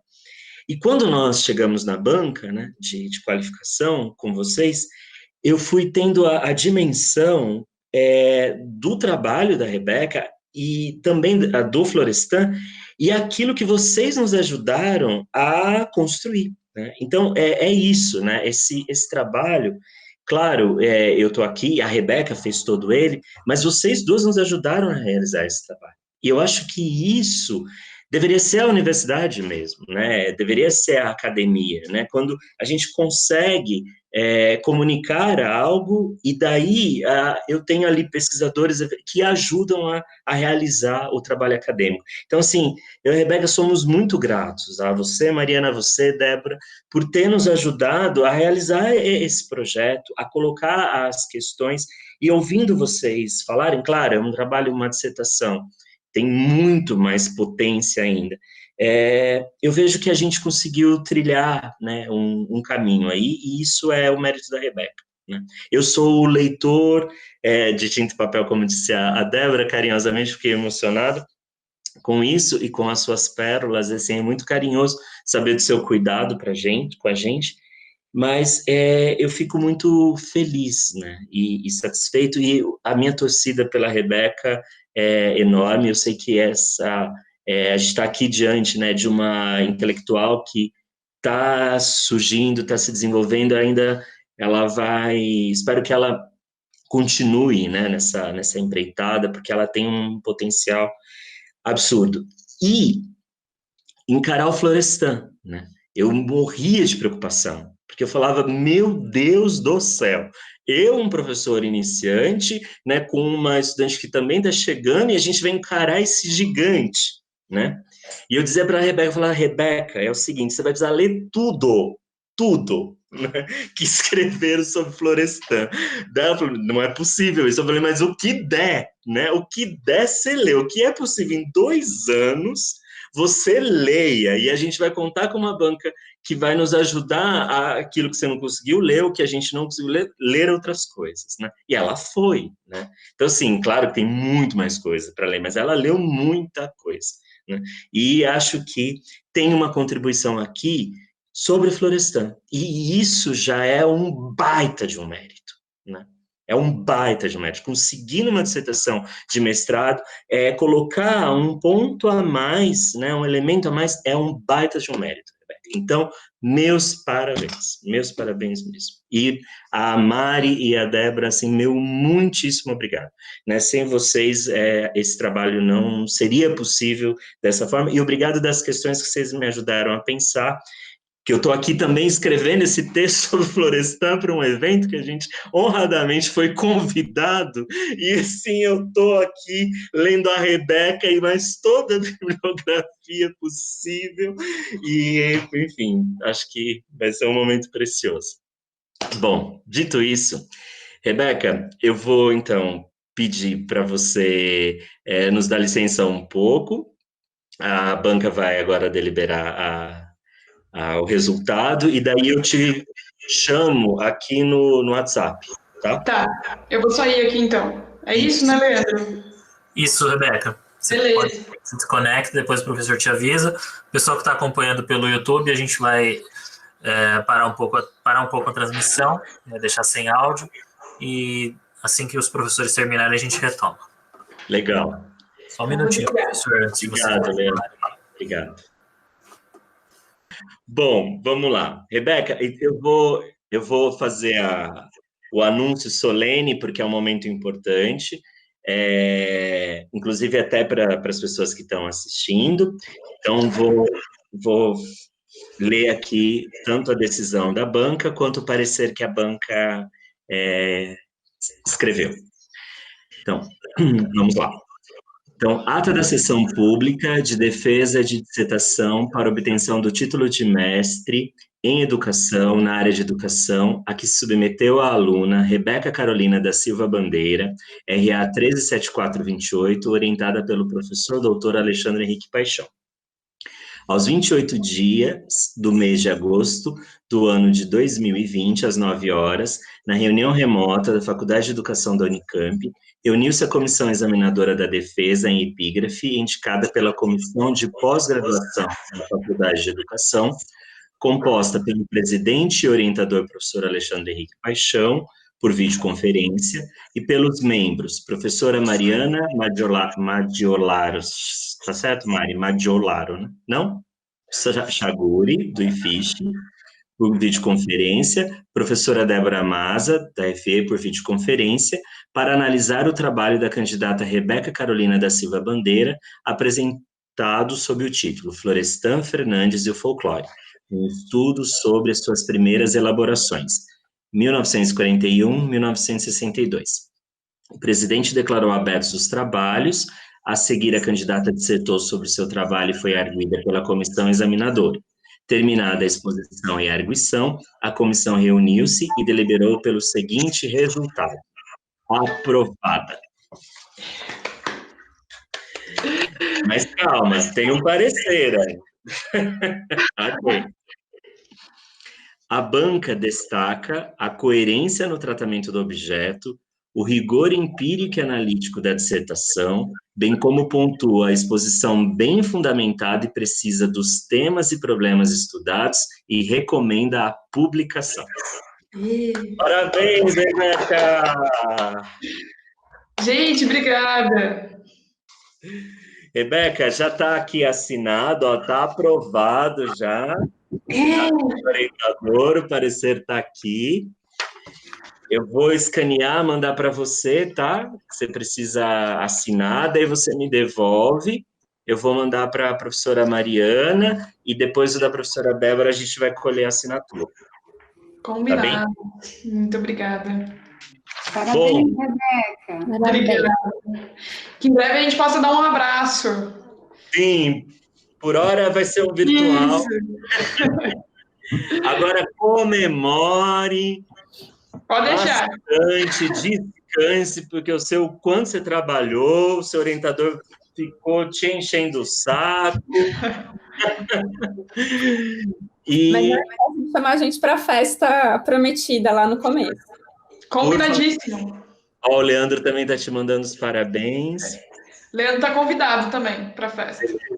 Mande um abraço para o seu companheiro, sua família, os amigos lá que estão no YouTube. E, Rebeca, parabéns mesmo. Estou muito orgulhoso e feliz. Merecido a conquista. Parabéns. Bom, então vamos encerrar, né? Gente, muito obrigado. Obrigado, Débora. Obrigado, Mariana, mais uma vez. Professoras.